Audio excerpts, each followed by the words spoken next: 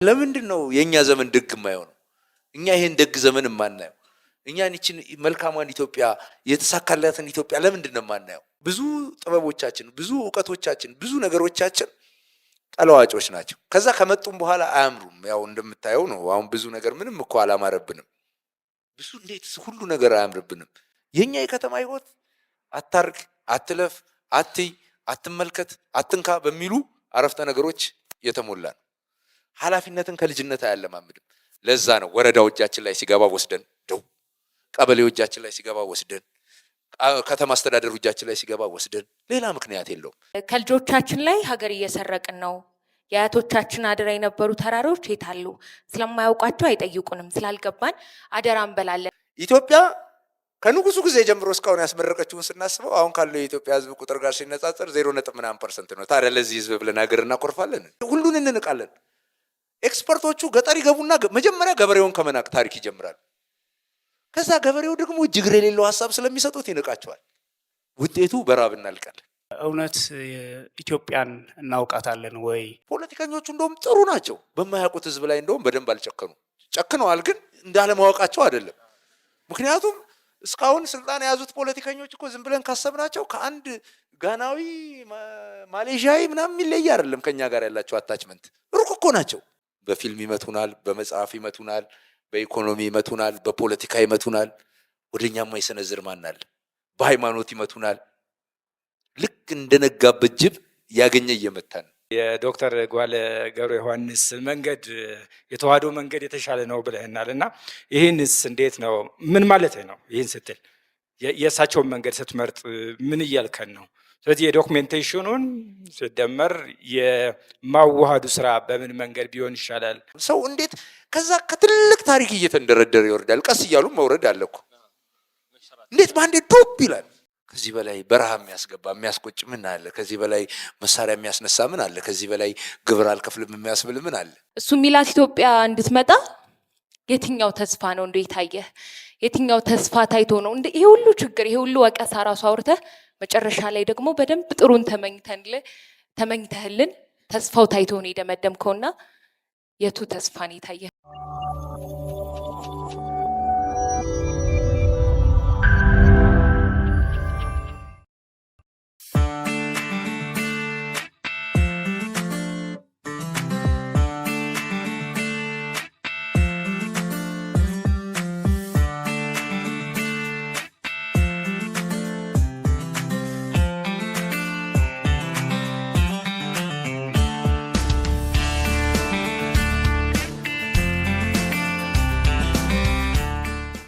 እንኳን ደህና መጣችሁ። ፕሮግራማችን ልንጀምር ነው። ይህ ዛጎል የመጽሐፍት ባንክ ከዋሊያ መጽሐፍት ጋር በመሆን የሚያዘጋጀው ፕሮግራም ነው። በዚህ ፕሮግራም ብዙዎቻችሁ እንደምታውቁት የተለያዩ አንጋፋና ጎልማሳ እንዲሁም ወጣት ደራሲያን ስንጋብዝ ቆይተናል። አንዳንዶቹ እዚህ መድረክ ላይ ለሁለተኛ ጊዜ የመጋበዝ እድል ገጥሟቸዋል። ከነዚያ መካከል አንዱ ዛሬ የምንጋብዘው እንግዳ ነው። ያም ሄኖክ ስዩም ወደ ኢትዮጵያ ሰዎች በሚል ርዕስ አዲስ መጽሐፍ ጽፏልና ሄኖክን ጋብዘነዋል። ሄኖክ መካከላችን ተገኝቶ ወደ ኢትዮጵያ ሰዎች በተሰኘ መጽሐፉ ዙሪያ እንድንጨዋወት መልካም ፈቃዱን ስለገለጸልን እያመሰገንን ወደ መድረክ እንደሸኙልኝ በትህትና ጠይቃለሁ።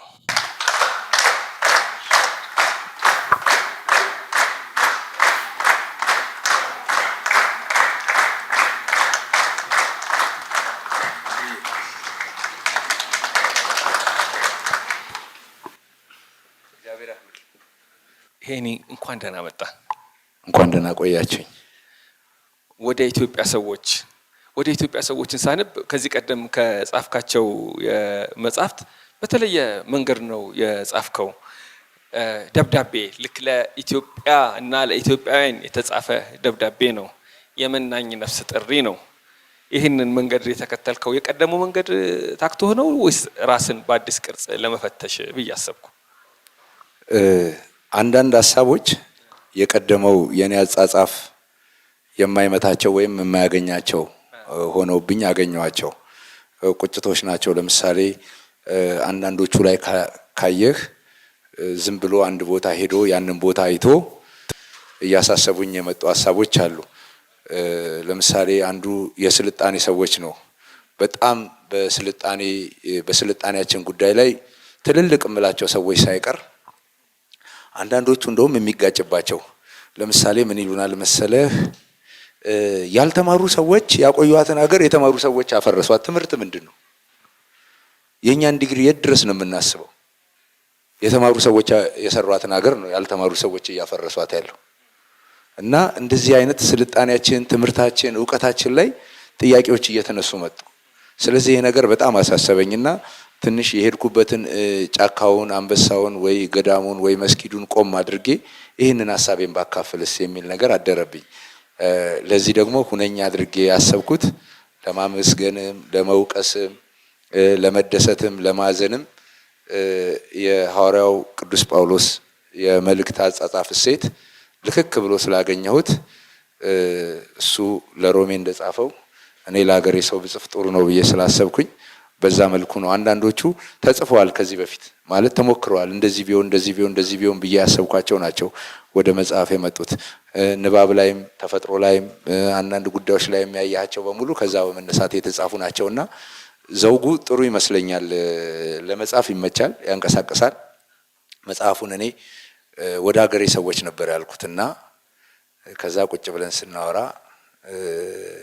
ጋሻ ለማየው ጋር ወደ ሀገሬን ብለን እንደገና ወደ ሀገሬን ሰዎች ይሄ ነገር ይጋጫል፣ ሀገር በሀገር እንዳይሆን ይሄኛው ወደ ኢትዮጵያ ሰዎች ቢባል ተባለና ወደ ኢትዮጵያ ሰዎች ተባለ። እኔ ለምን እንደሆነ አላውቅም። ኢትዮጵያ ከሚለውም ስም ይልቅ አገር የሚለው ይቀርበኛል። ምክንያቱን አላውቅም። አሁን ኢትዮጵያ ሲባል የሆነ እንትን አለው የፓስፖርት ነው ሙሉ ስሟ ነው የሚመስለኝና አገሬ ሲባል ደግሞ ትንሽ ጠጋ ይላልና ያን ነበር ያሰብኩት። እንዳየኸው ሰው ይውደደው ይንቀፈው። እንግዲህ የመጀመሪያው መድረኬ ገና ዛሬ እዚህ ነው። ከዛ ሌላውን ቀስ እያልኩ የምሰማው ነውና መጥቻለሁ። እንግዲህ ፊት ለፊታችሁ የጎደለው ምንድነው? የወደዳችሁት ምንድነው? የጠላችሁት ምንድነው? ቤቱ እስኪዘጋ ድረስ እንጨዋወታለን። እኔ እንግዲህ አሁን ወደ ኢትዮጵያ ሰዎችም ሆነ ከዚህ ቀደም የጻፍካቸው መጽሐፍት እግርህ ደርሶ የረገጠውን ዓይንህ ያየውን የተሰማህን በመጽሐፍት አገላብጠህ ያገኘኸውን ብዙ አንዳንድ ሰዎች የጉዞ ማስታወሻ ሲጽፉ ያለው ያዩትን ብቻ ይጽፋሉ።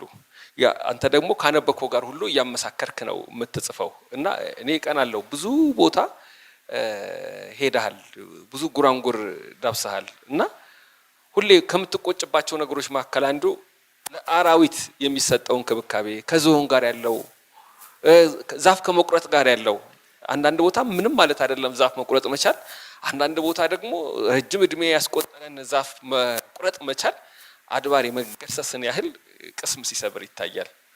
እስኪ እነዛን ነገሮች አጫውተን። ብዙ ጊዜ እንግዲህ በጣም ከባድ ነው። አንዳንድ ሰው እንትን ያደርጋል። ምን ታረጉታላችሁ? አሁን ለምሳሌ ሰው ይሰደዳል፣ ሰው ይገረፋል። በጣም ያሳዝናል። ሰው ነኝ። የሚሰደዱት ውስጥ ወገኖች አሉኝ፣ ቤተሰቦች አሉኝ፣ የማውቃቸው ሰዎች አሉኝ። አንዳንዴ ከእናንተም የበለጠ ያበሉኝ ያጠጡኝ ሰዎች አሉኝ። ግን ስለ ጅብ ብቻ እንትን አለ አይደል? እያንዳንዱ የራሱ አለው። ደግሞ ስለ ሰው የሚጮህ ስለ ሰው ይጮሃል፣ ስለ ጅብ የሚጮህ ስለ ጅብ ይጮሃል። አገር እንደዚህ ነው የተሰራው። የምንቀናበት ሀገር በመርከብ እንሄዳለን እያለን በየስርቻ ወድቀን የቀረንበት ሀገር የተሰራው አንዱ ስለ ጅብ፣ አንዱ ስለ ድመት፣ አንዱ ስለ ውሻ፣ አንዱ ስለ ዛፍ እየጮህበት ነው እንጂ ተሰብስበን አንድ ላይ እንጮህ አይደለም።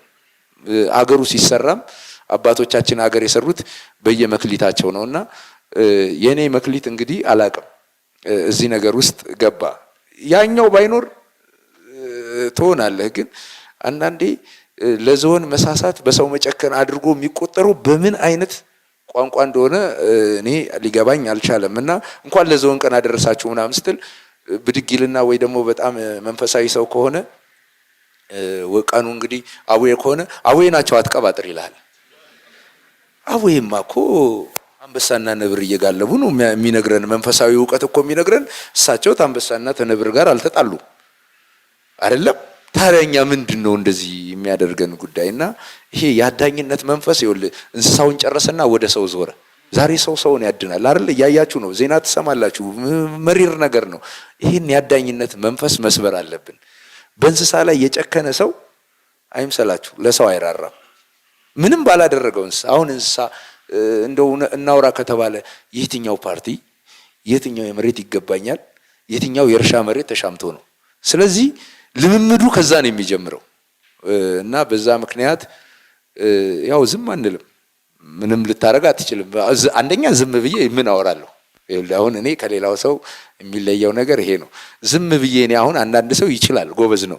ስለ እንጨት ዝም በል ካልከው ወዲያው ስለ ብረት ማውራት ይችላል። ወቅቱ ገበያው የሚፈልገውን ነገር ያወራል። እኔ አሁን ገበያው ስለ እንስሳ የማይወራበት ከሆነ አይታችሁኝ ከሆነ ዝም ልና ያ ስለ ሌላ የሚወራበት ጊዜ ሲያልፍ ደግሞ መልሼ ወይ ስለ እንስሳዬ ወይ ስለ አፈሬ ወይ ስለ ተራራዬ አወራለሁ። ግሩም ነው። እኔም አንተ ባልኩ እስማማለሁ። ሁሉም ሰው ስለተመሳሳይ ነገር መጮህ አለበት የሚል እምነት የለኝም። እኛ ሀገር አሁን አክቲቪስት የሚለው ቃል ብዙ ጊዜ ለፖለቲከኛ ነው የሚሰጠው። የምን አክቲቪስት? የተፈጥሮ ጉዳይ የሚከታተል ተፈጥሮ ላይ ጉዳት ሊደርስበት አይገባም ብሎ የሚከራከር እኮ እሱ ራሱ ተሟጋች ነው፣ የመብት ተሟጋች ነው። አሁን ያለውን እንቅስቃሴ አላቅም እንጂ ደብረ ዘይት ውስጥ እኮ የአህያ መብት ተሟጋቾች ይንቀሳቀሱ ነበረ፣ እንስሳት ማለት ነው። እና ብዙ ጊዜ ግር ይለናል እንዲህ ያለውን ነገር። እርስ በርስ ተናበን እንደምንኖር ሁሉ ይዘነጋል። እንደኔ እምነት ፈጣሪ ራሱ መጀመሪያ ሌሎችን ከፈጠረ ሰው ዘግይቶ አይደል የተፈጠረው? ሐሙስ አይደል? የሐሙስ ፍጥረቶች ነን። ሰኞ፣ ማክሰኞ፣ ሮብ፣ ሐሙስ መጀመሪያ እኮ የሚያስፈልጉን ተሰርተው ካለቁ በኋላ ነው ሰው የመጣው። ስለዚህ ተፈጥሮ የግድ ታስፈልገናለች ብዬ አምናለሁ። ሄኖክ አንተ ለእጽዋቱ፣ ለአዝርዕቱ፣ ለእንስሳቱ፣ ለአራዊቱ እጅግ በጣም ነው የምትቆረቆረው። መቆርቆር ብቻ አይደለም፣ የተቆረቆሩ ሰዎችንም ታደንቃለህ። እዚህ መጽሐፍ ውስጥ ወደ ኢትዮጵያ ሰዎች ለቢኒያም አድማሱ የጻፍከው አንድ መልእክት አለ። እንደው ቢኒያም አድማሱን በደንብ ማወቅ ፈልጋለሁ በትነግረን። ቢኒያም አድማሱ የኔ ትውልድ ሰው ነው። ሀሮማያን የተማረው እንግሊዘኛ ነው ያጠናው። በታሪክ አጋጣሚ ከቱሪዝም ጋር ግንኙነት ያላቸው የውጭ ድርጅቶች ውስጥ ገባ። መጀመሪያ የሰራው አርሲ አካባቢ ነው። ከዛ ኤስኤንቢ የሚባል አንድ ግብረሰናይ ድርጅት የቱሪዝም መዳረሻ ልማት ላይ፣ ከዛ ዘዋይ አካባቢ አሮ ደንበል ሐይቅ ዙሪያ ሰርቷል። ከዛ መንዝጓሳ፣ አቡነ ዮሴፍ፣ ሰሜን እያለ ባሌ ነው። ቢኒያም በጣም ቀይ ቀበሮ ይወዳል። ከእጽዋት አስታ፣ ከእንስሳት ቀይ ቀበሮ ይወዳል። እንደ ዘመኑም ልጅ አይደለም። ይገርመኛል። አንድ ጊዜ ቢኒን ይዤው ጎንደር ማታ፣ እስቲ ደግሞ ማታ የጎንደር አዝማሪም ደስ ይላል፣ እንደው ምሽቱም ጥሩ ነው ላሳይህ አልኩና ወሰድኩት። ድብልቅልቅ ያለ ነው እና ብዙ ጊዜ ካያችሁ እንግዲህ ማታ ማታ ሲጨፈር ሁለት ሰዎች ከተጠጋጉ በተለይ ጎረምሶች ያቺን ልጅ አያት ለመባባል ነው። ያ ካልሆነ ደግሞ ሙዚቃው አይደብርም ነው። ያ ካልሆነ ደግሞ ሶስተኛው ምርጫ ቤትን ቀይር ነው። እና ቢኒያም በእንደዛ አይነት ኢንቫይሮንመንት ውስጥ ወደ ጆሮ የተጠጋና ምን ሊለኝ ነው ብዬ ዝም። የግጭ መንደር ጉዳይ ግን በዚሁ የሚቀጥል ይመስልሃል አለኝ። ግጭ መንደር ማለት የተባበሩ መንግስታት ድርጅት ሰሜን ፓርክን ግጭ መንደር ውስጥ ያሉ ነዋሪዎች ካልወጡ ከዩኔስኮ መንደር ዘርዘዋለሁ ያለው ነው። እና አንድ ወቅት አሜሪካን ሀገር ላኩት ሊያስተዋውቅ። እዛ ሄዶ እዚሁ ተማር በቃ ቢኒ አሉት አብረውት የሄዱት ሰዎች ነቻች ታደሰ ምናምን ነበር የዛን ጊዜ አብረውት የሄዱት። ቀይ ቀበሮን ለማን ጥዬ አለ። ቀይ ቀበሮን አቦ የሱ መንፈስ በአገሬ ላይ ይውረድ። ቀይ ቀበሮን ለማን ጥዬ አለ። አያችሁ አሜሪካን ከምታክል አገር አንድ ጎረምሳ ቀይ ቀበሮን ለማን ጥዬ ብሎ መጣ። መጨረሻ የሞተው በባሌ ተራሮች ብሔራዊ ፓርክ ጩልቄ በሚባል አካባቢ ባሌ እየተቃጠለ ታስታውሳላችሁ ይባል ነበር። እና ምን ያድርግ ገብቻ አጠፋለሁ ሲል ሲይዙት፣ አጠፋለሁ ሲል ሲይዙት የነደደች እንስሳ አንድ ጊዜ መቆጣጠር አልቻለም።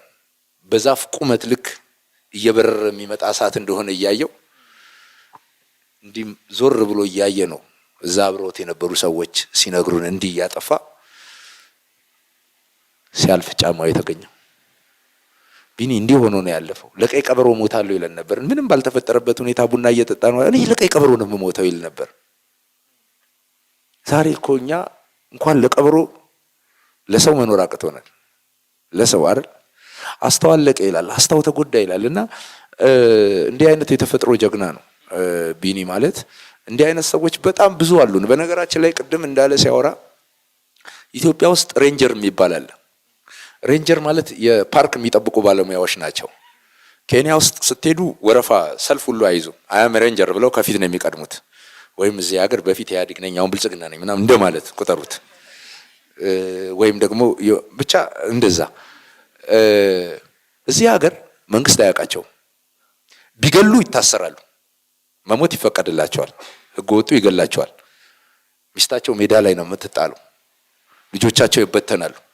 ኬንያ ውስጥ አንድ ሬንጀር ሲሞት ልጆቹ እንግሊዝ ሀገር ሄደው ነው የሚታከሙት። ኢትዮጵያዊ ቁጭልና ምን እኛ ሀገር እንደ ኬንያ አይነት ፓርክ የላትም ይላል። ምሁር ሁሉ ይሄን የሚያወራው፣ የመንግስት ሹመኞች ይሄን የሚያወሩት። ግን መሬት ላይ ይሄን የሚጠብቁ ሰዎች ምን አይነት 365 ቀን የሚሰሩት እነሱ ስለ ብሔር አያውቁ ስለምን አያውቁ። አንድ ጊዜ አንድ ታዋቂ ዘፋኝ የሞተ ጊዜ በጣም የችግሩ ጊዜ ኦሞ ገባን እና አዲስ አበባ ችግር ተከስተዋል። እንደዚህ ታዋቂ ዘፋኝ ሞቶ ምንም ሊገባቸው አልቻለም። 40 ምናምን ደቂቃ አስረድተን ተው ነው። እሱ ከሞተ ለምን ሌላው ሰው ይገዳደላል? ለምን እንደዚህ ይሆናል? ለሚጠይቁን ጥያቄ ከተማው የማይመልሰው ጥያቄ ነው። በእንደዚህ አይነት ህይወት ውስጥ የሚኖሩ ሰዎች እንግዲህ እንደምታውቀው በእኔ እምነት ኢትዮጵያ ውስጥ አሁን ያልተረገመ ስራ የሬንጀር ስራ ነው። ምክንያቱም አዳም የመጀመሪያው ሬንጀር ነበር። የመጀመሪያው ፓርክ ያው ገነት አይደል? እነዚህን ጠብቅ ነው የተባለው ከእንስሶቹ ጋር በሰላም እንዲኖር። ከዛ ሐኪም ብትል ኃጢአት ሰርቶ የሰው ልጅ በሽታ ላይ ሲወድቅ የመጣ ሙያ ነው። ትምህርት ብትል ጸበለስ በልቼ ዓለምን በእጄ ያደርጋለሁ ብሎ ደንቁሮ የመጣ ሙያ ነው። መምህር ነው። ምንም ነገር ብታየው ያው ዞሮ ዞሮ የኃጢአትና የርግማን ውጤት ነው። የሰው ልጅ ሳይረገም የሚሰራው ስራ ተፈጥሮን መንከባከብ ነው። መጀመሪያም የታሰበው ተፈጥሮን እንዲንከባከብ ነው። ከዛም ይሄን ሙያ የሚሰራው ሰው ኢትዮጵያ ውስጥ የህይወት ኢንሹራንስ የለው፣ ኑሮ የተጎዳ የት ገባህ የማይባል። ልንገራችሁ፣ ሌላ ሴቶች አሉ ስካውቶች እዛው ፓርክ ውስጥ ያሉ። ኢትዮጵያ በአመት አንድ ቀን ማርቼት ታከብራለች እና ስታከብር ከየሙያው ሴት ስትጠራ እነሱን አጠራቸው። ከዛ ተራራሽ አየሩ ይዘፈናል፣ ችግኝ ይዘን ፎቶ እንነሳለን ምናምን። በጣም ያሳዝናል። እንግዲህ መቼ አንድ ቀን ይመጣል ብዬ አስባለሁ። አሁን ሆሊውድ ውስጥ ዓለም የሚያጨበጭብላቸው አክተርስ የተፈጥሮ ጥበቃ ስራ ላይ አግሬሲቭሊ ይሰራሉ። እየቀሰቀሱ ነው፣ እንስሳ አቅፈው እየተነሱ ነው፣ ብዙ ስራ እየሰሩ ነው። ታዋቂ ባለሀብቶችም ገንዘባቸው ለዚህ እየመደቡ ነው። አንድ ቀን ይሄ ነገር ወደ ኢትዮጵያ ሲመጣ ለውጥም ተስፋም ይኖረዋል የሚል እምነት አለኝ። እስከዛው ድረስ ግን በጣም የሚያሳዝን ነገር ነው። እውነቴን ነው የምነግርህ። ማለት እንዴት ብዬ ልንገር? አሁን ትምህርቱ እኮ ነው በጣም ግራ አጋቢ የሆነው። ይኸውልህ ትምህርቱ ሰውን ከተፈጥሮ ጋር አያገናኘው። ሰው ስለ ተፈጥሮ የሚያውቀው ድርቅ ሲመጣ ብቻ ነው፣ ጎርፍ ሲመጣ ብቻ ነው። ከዛ ውጪ ኢትዮጵያ ውስጥ ተራሮች አለቃ የላቸውም፣ ወንዞች አለቃ የላቸውም። ስለ ወንዝ ስለ ተራራ ምናምን ማውራት ቅብጠት ነው፣ ሞኝነት ነው። ግን ደግሞ የሚገርም ምን በላው የሌለን ህዝቦች ነን። ስለዚህ አፈሩን እንሸኛለን። አገሩ ተራቁቷል በየጊዜው። አሁን እናንተ ምን በላው እህል ገበሬው እህል ያጭዳል እንጂ ማዳበሪያ የሚባል ገንዘብ ዘርቶ ነው የሚያፍሰው። ያው ነው ማለት ገንዘብ ዘርተ ገንዘብ ማጨድ ማለት ነው። በዛ ደረጃ አፈር ባልጓል። የነበረው አፈር አይደለም፣ 20-30 ዓመት የነበረው አፈር አይደለም። ዛሬ አፈር ኮራፕትድ ነው። ዩሪያና ዳፕ ካልተሰጠው እህል አይሰጥም። ይሄ እንዴት የተማረን ሰው የተማረን ህዝብ 40 ምናምን ዩኒቨርሲቲ የገነባ ነገር አያስደነግጥም? ይሄ ካላስደነገጠን ምንድን ነው የሚያስደነግጠን? እና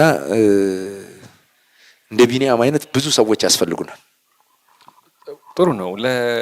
በነገራችን ላይ የሚገርመኝ ሄኖክ እንግዲህ እዚህ መድረክ ላይ የተለያዩ ደራሲያንን ጋብዘናል። ውጭ የምናውቃቸው ጸሐፍት አሉ አይደለ? እንደሚጽፉት እንደሚኖሩ የሚጽፉ ጥቂቶች ናቸው። ሄኖክ በሙሉ ልብ የመሰክርለት ነገር የሚለው በሙሉ መጽሐፍ ውስጥ አለ። የሚለው በሙሉ ከልቡ እንደሆነ ደግሞ አምናለሁ። ሰው የሚወድ ህዝብ የሚወድ ተፈጥሮን የሚጠብቅ አንድ አይነት ነው። እንኳንስ የሚታወቀው ቢኒያም አድማሱን ይቅርና ሌሎችን እንኳን በሚገልጽበት ሰዓት በአክብሮት ነው ስማቸውን የሚያነሳው። ልክ ወደ ኢትዮጵያ ሰዎች መጀመሪያ ስናነብ ከምናገኘው ነገር አንዱ ስለ የካቲት የተጻፈ ጽሁፍ ነው። የካቲት እና ኢትዮጵያን ደግሞ ታውቃላችሁ። አድዋ የካቲት ነው። የካቲት 12 1929 የካቲት ነው። አብዮቱ የካቲት ነው። የዚያድ ባሬ ጦርነትም የካቲት ነው። ኢትዮጵያ የካቲት ብዙ መልክ አላት። በአንድ ወቅት 3ቱ የካቲቶች የሚል የፎቶግራፊ ኤግዚቢሽን አዘጋጅተን ነበር ለተማሪዎች በፎቶግራፍ እንዲገለጽ ማለት ነው። ልክ እንደገና ደግሞ ግንቦትም ኢትዮጵያ ብዙ ታሪክ አላት። ኮሎኔል መንግስቱ ኃይለማርያም የሄዱበት፣ መፈንቅለ መንግስት የተደረገበት፣ ኢህአዴግ ስልጣን ላይ ወጣበት ግንቦት። ኢትዮጵያ በግንቦት እና በየካቲት የምትመላለስ ሀገር ትመስላለች።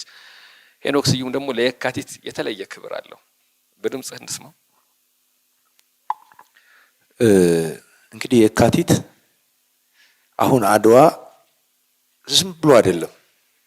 እኔ አይገባኝም። ደርሰን ሰው ህዝብ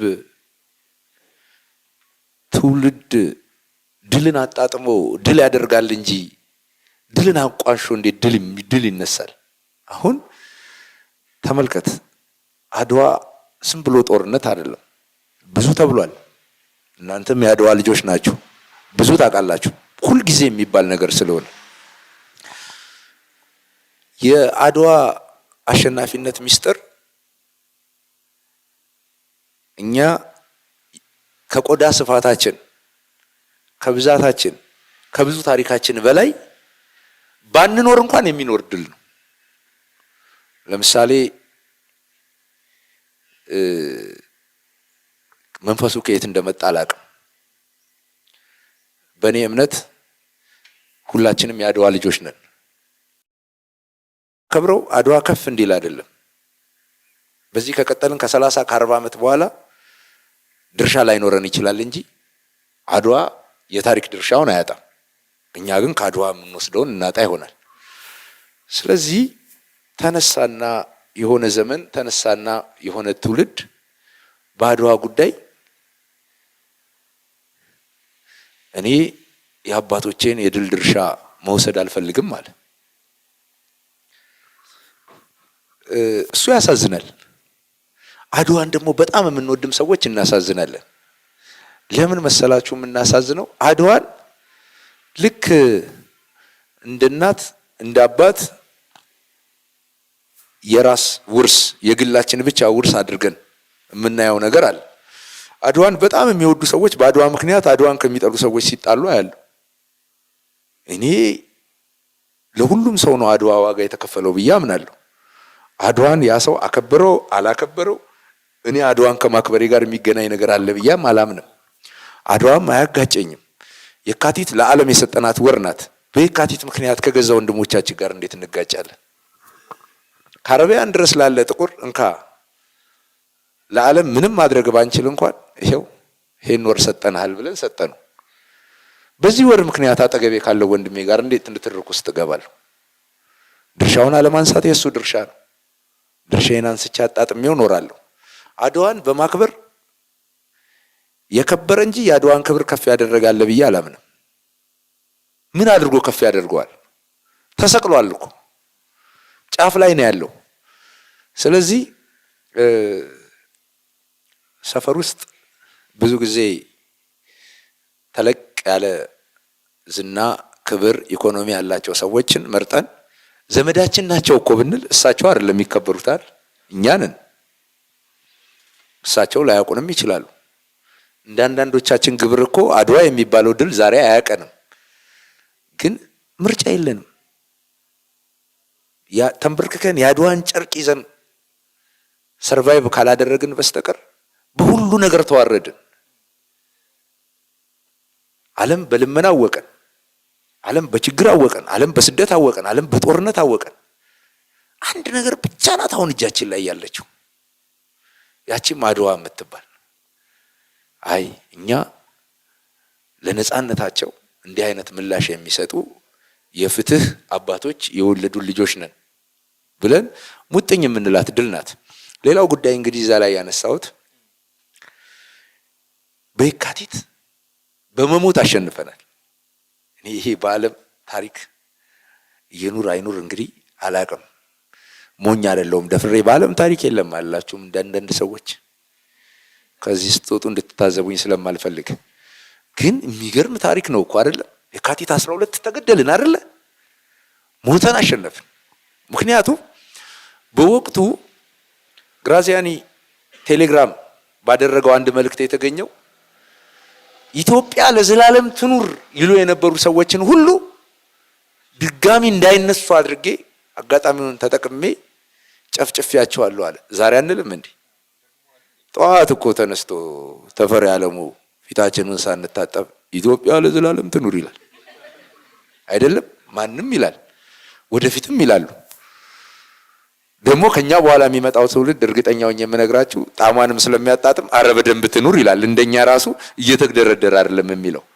የሱ ኢትዮጵያ የዛን ጊዜ አሪፍ ትሆናለች። እንደኛ በሰፈር በጎጥ በመንደር በቋንቋ የማይበላ ትውልድ ይመጣል። ይሄ ዲጂታል ዘመን ነው። በነገራችን ላይ ኬንያ እኮ አማቻችን ናት የሚል ወጣት ነገ ይነሳል። ታንዛኒያ እኮ ዘመድ ነን ምናምን የሚል ይመጣል። የኛ አይነት ብቻ አይደለም የሚቀጥለው ትውልድ በጣም ይቀያየራል። ለዛ ነው እኛ በተሰጠን ጊዜና እድሜ ቢያንስ ለራሳችን ስንል አሪፍ ኑሮ ኖረን ማለፍ አለብን፣ እንደ ሰው ኖረን ማለፍ አለብን የሚለውን መመካከሪያ የምናደርገው እንጂ ሁልጊዜ ትውልድ ሞኝ አይደለም። አሜሪካኖቹ አያችሁ ጥቁርና ነጭ እኩል አይደለም ብለው ረጅም ዓመት ሞከሩ አይደለ? ያን የአፓርታይድ ስርዓት በዓለም ላይ ሰው በመልኩ ሁለት ጎራ ሆኖ ኖረና የጥቁር ጡንቻ እየፈረጠመ የአስተሳሰብ መቀጠል የማይችልበት ደረጃ ሲደርስ ታሪክ ተገለበጠ። ነገ ታሪክ ይገለበጣል። ይሄ ቆሻሻው አስተሳሰብ በሙሉ ቦታውን ይይዛል እና ሰው በመሆኑ ብቻ ከሰው ጋር ተግባብቶ የሚኖርበት ምዕራፍ ላይ ያኔ ኢትዮጵያ አሪፍ ትሆናለች። የዛን ጊዜ ያለው ትውልድ ኢትዮጵያ ለዘላለም ትኑር ሲል በደንብ እያለ ይላል። በነገራችን ላይ ሸገር ኤፍኤም ኢትዮጵያ ለዘላለም ትኑር በሚልበት ጊዜ በኢህአዴግ ዘመን ተጠይቀዋል። ምን ማለት ነው ለዘላለም ትኑር? እኛ ተፍረሳል ነው ወይ? ችግር አገሪቷ ውስጥ ችግር ያለ የምታስመስሉት ለምንድን ነው? ለዘላለም ትኑር እያላችሁ በቃ ዝም ብላችሁ መስራት እየተቻለ ኢትዮጵያ ለዘላለም ትኑር በነጋ በጠባ ቁጥር እንዴት ነው ሁሉ ነበረ። ቅድም መጽሐፍ ላይ ማንስተዋልና ሙሶሎኒ ዳግም እንዳይመጡ ረሽኗቸው ነው የሚለው። ኢትዮጵያ ለዘላለም ትኑር የሚሉትን እየለቀማችሁ ረሽኗቸው፣ ደግሞ ያለው ረሽኗቸው ይላል እና ጨረስኳቸው ይላል ደግሞ ሌላ ቦታ።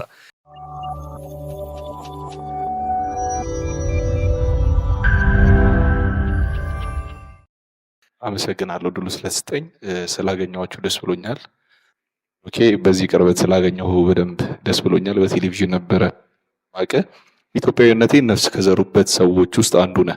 በኢትዮጵያ ተስፋ እንዳልቆረጥ ካደረጉኝ ሰዎች ከአያቴ ቀጥሎ አንደኛው እና በጣም አመሰግናለሁ። አንተ እንዳና ተከትዬ የጅማ ልጅ ብዙ ቦታዎችን ረግጫለሁ እስከ ምጽዋ ድረስ። ከዚህም ከጨበራ ጩርጩራ እስከ አባ ዮሐኒ ገዳም ትግራይ ሄጃለሁና የመጀመሪያው ጥያቄ በሰሜኑ የተከሰተው ነገር አለ እና ጓደኞቼ ይደውላሉ ካለ እንዴት ነው የምንቀጥለው ብለው ይጠይቁኛልና ገዳሙ ሳይሆን ወይም ዱሩም ብቻ መስጊዱን ብቻ ሳይሆን ህዝቡንም ታውቀዋለህ እና እንዴት ነው መቀጠል የምንችለው? እሺ፣ አመሰግናለሁ። እንግዲህ በጣም የሚያም ነገር ነው አሁን ያነሳው ጥያቄ። እኔ ሰሜኑ ሲባል አሁን በሱ አነጋገር ትግራይ ማለት ነው እና ትግራይ በጣም የሰው ሀገር ነው። አንድ ጊዜ በጣም ይገርመኛል። እኔ አብረዋ ጽዋ የሚባል ቀበሌ ሄጄ አንድ ጣሳ ጠላ 2 ብር ነው። የዛን ጊዜ ደረቅ እንጀራ 3 ብር ነው። አልበላንም አልናቸው ሴትዮዋና አንዳንድ ጣሳ ጠጥተን 2 እንጀራ በበርበሬ ሰጡን እና የ2 ጣሳ ጠላ ሂሳብ ሊያስከፍሉን ሲሉ የእንጀራ ወሳል ናቸው። ምክንያቱም እንዴት ሊሆን ይችላል? 6 ብር ነው እኮ የነጠቅናቸው፣ ምንም አላተረፉም። ጌሾና ጠላ ሁሉ ከኛ ቢሆን እሳቸው ያን ጠላ ሰጠውን፣ የ6 ብሩ እንጀራ አዋጭ አይደለም። እና እንዲህ አይነት እናቶች ነው ያሉት፣ የሚገርሙ እናቶች ነው ያሉት፣ የሚገርሙ አባቶች ነው ያሉት። የሚገርም ምድር ነው። ነገም ዛሬም አንገቴንም ሰጠው ኢትዮጵያ ውስጥ ክፉ እናት ክፉ አባት የለም።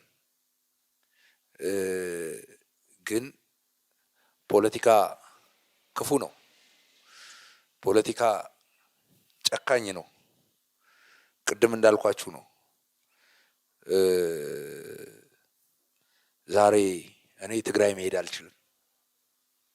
ለምሳሌ ለረጅም ዓመት እኔ የሄድኩት አሸንዳ ነው። ዛሬም ሮማናት ይናፍቀኛል። አሁን አሸንዳ ሲመጣ ሮማናት ይናፍቀኛል። ስለማውቀው ምድር ስለሆነ ነው። ምክንያቱም የኢትዮጵያ እናቶች ለእኔ አንድ ናቸው። የኢትዮጵያ እናቶች አንድ ናቸው ብዬ ደጋግሜ ስናገር የኬንያ ወይም የታንዛኒያ ወይም የቡርኪና ፋሶ እናቶችን ክፉ እያደረግኩ አይደለም። ወደ ጎጆአቸው ስላልገባው ነው።